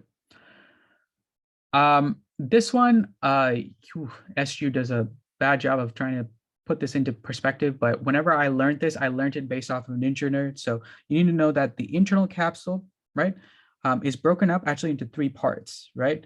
The more anterior aspect is dealing with your limbs, right? Your anterior limbs. Your genu is typically dealing more so with like the truncal region, and the posterior limbs are dealing with the posterior kind of part of the capsule, okay? The corticospinal directly passes through the posterior limb of the internal capsule. That is important to know.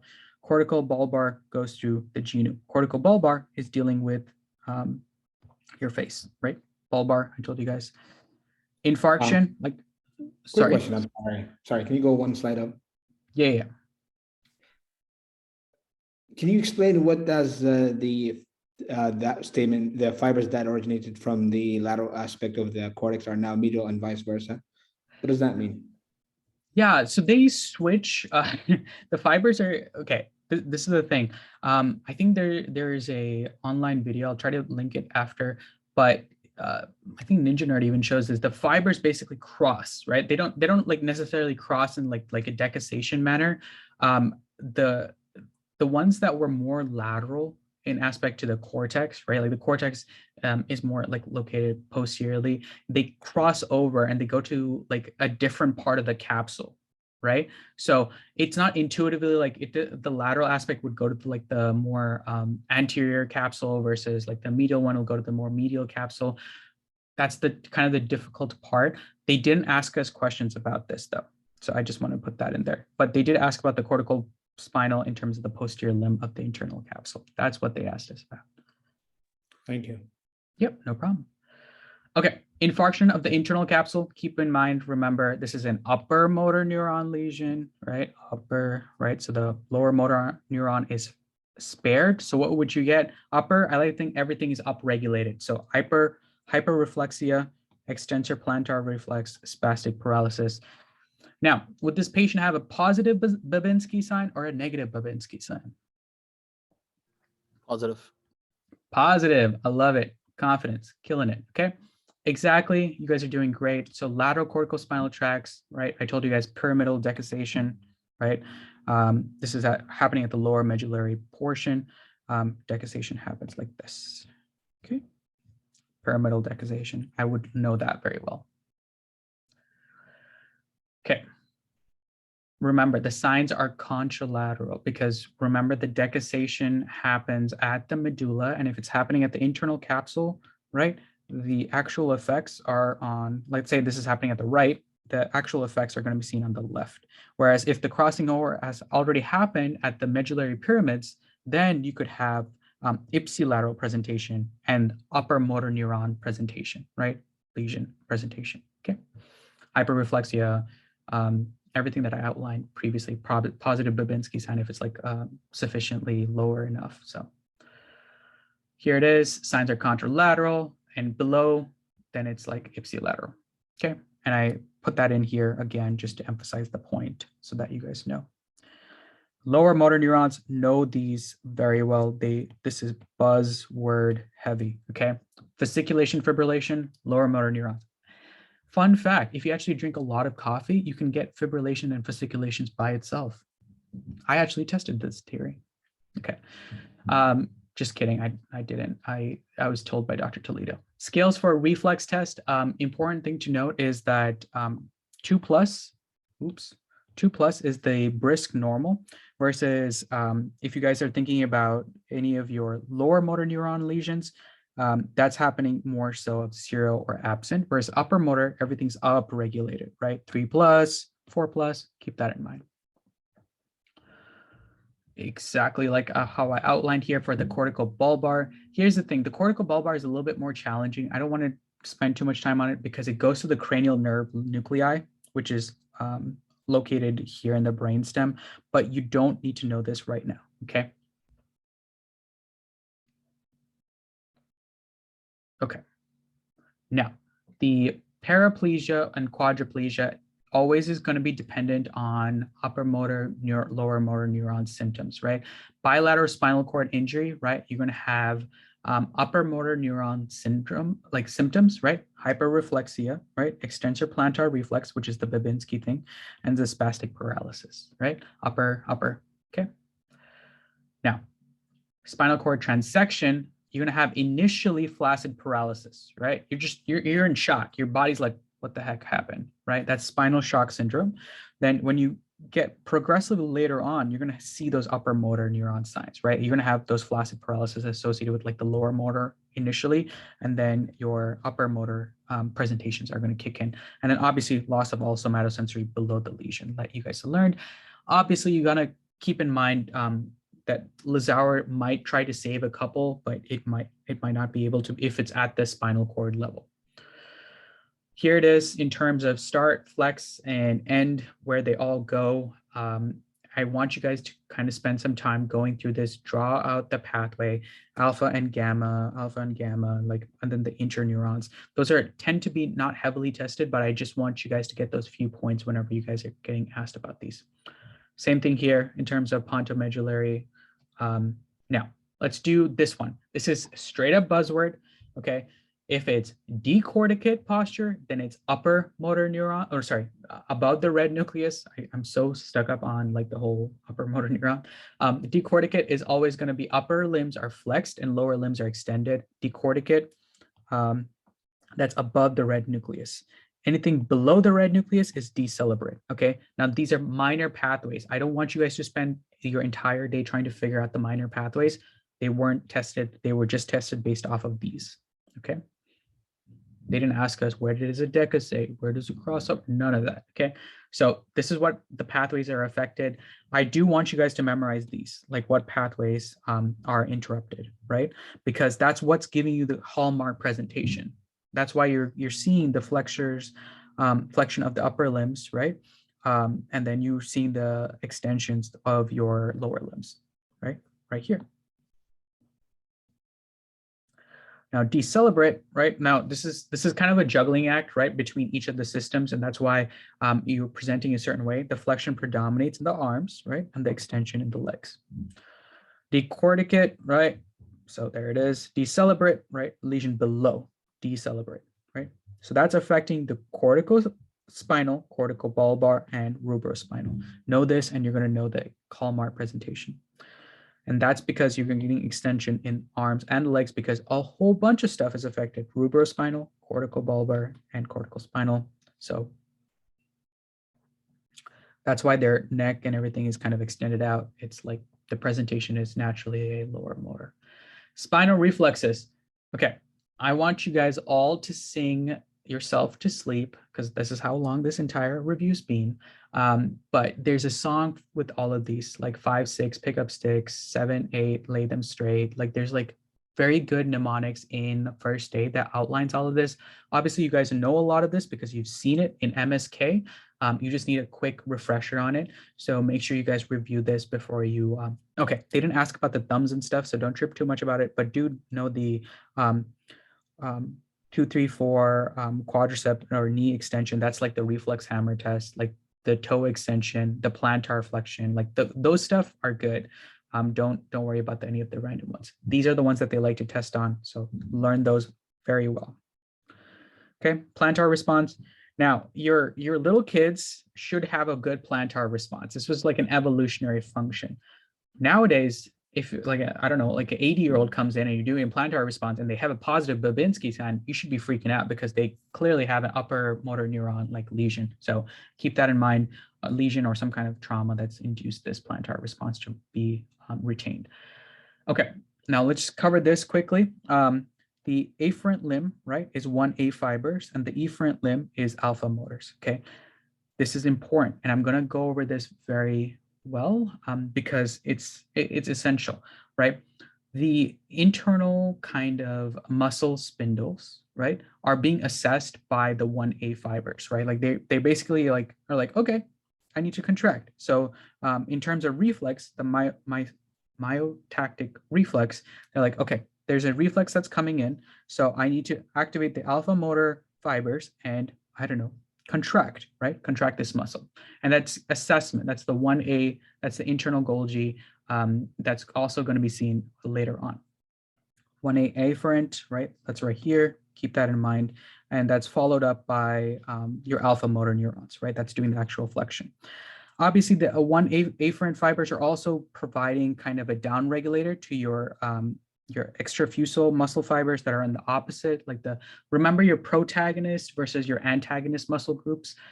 Your antagonists right here are going to relax. They have to relax, right? Because remember, imagine if you're doing like a bicep, I don't know, like curling dumbbells. Like you can't have your tricep also trying to do the same thing. It would literally cancel each other out and you'd just be standing there awkwardly in front of the mirror, staring at yourself and crying.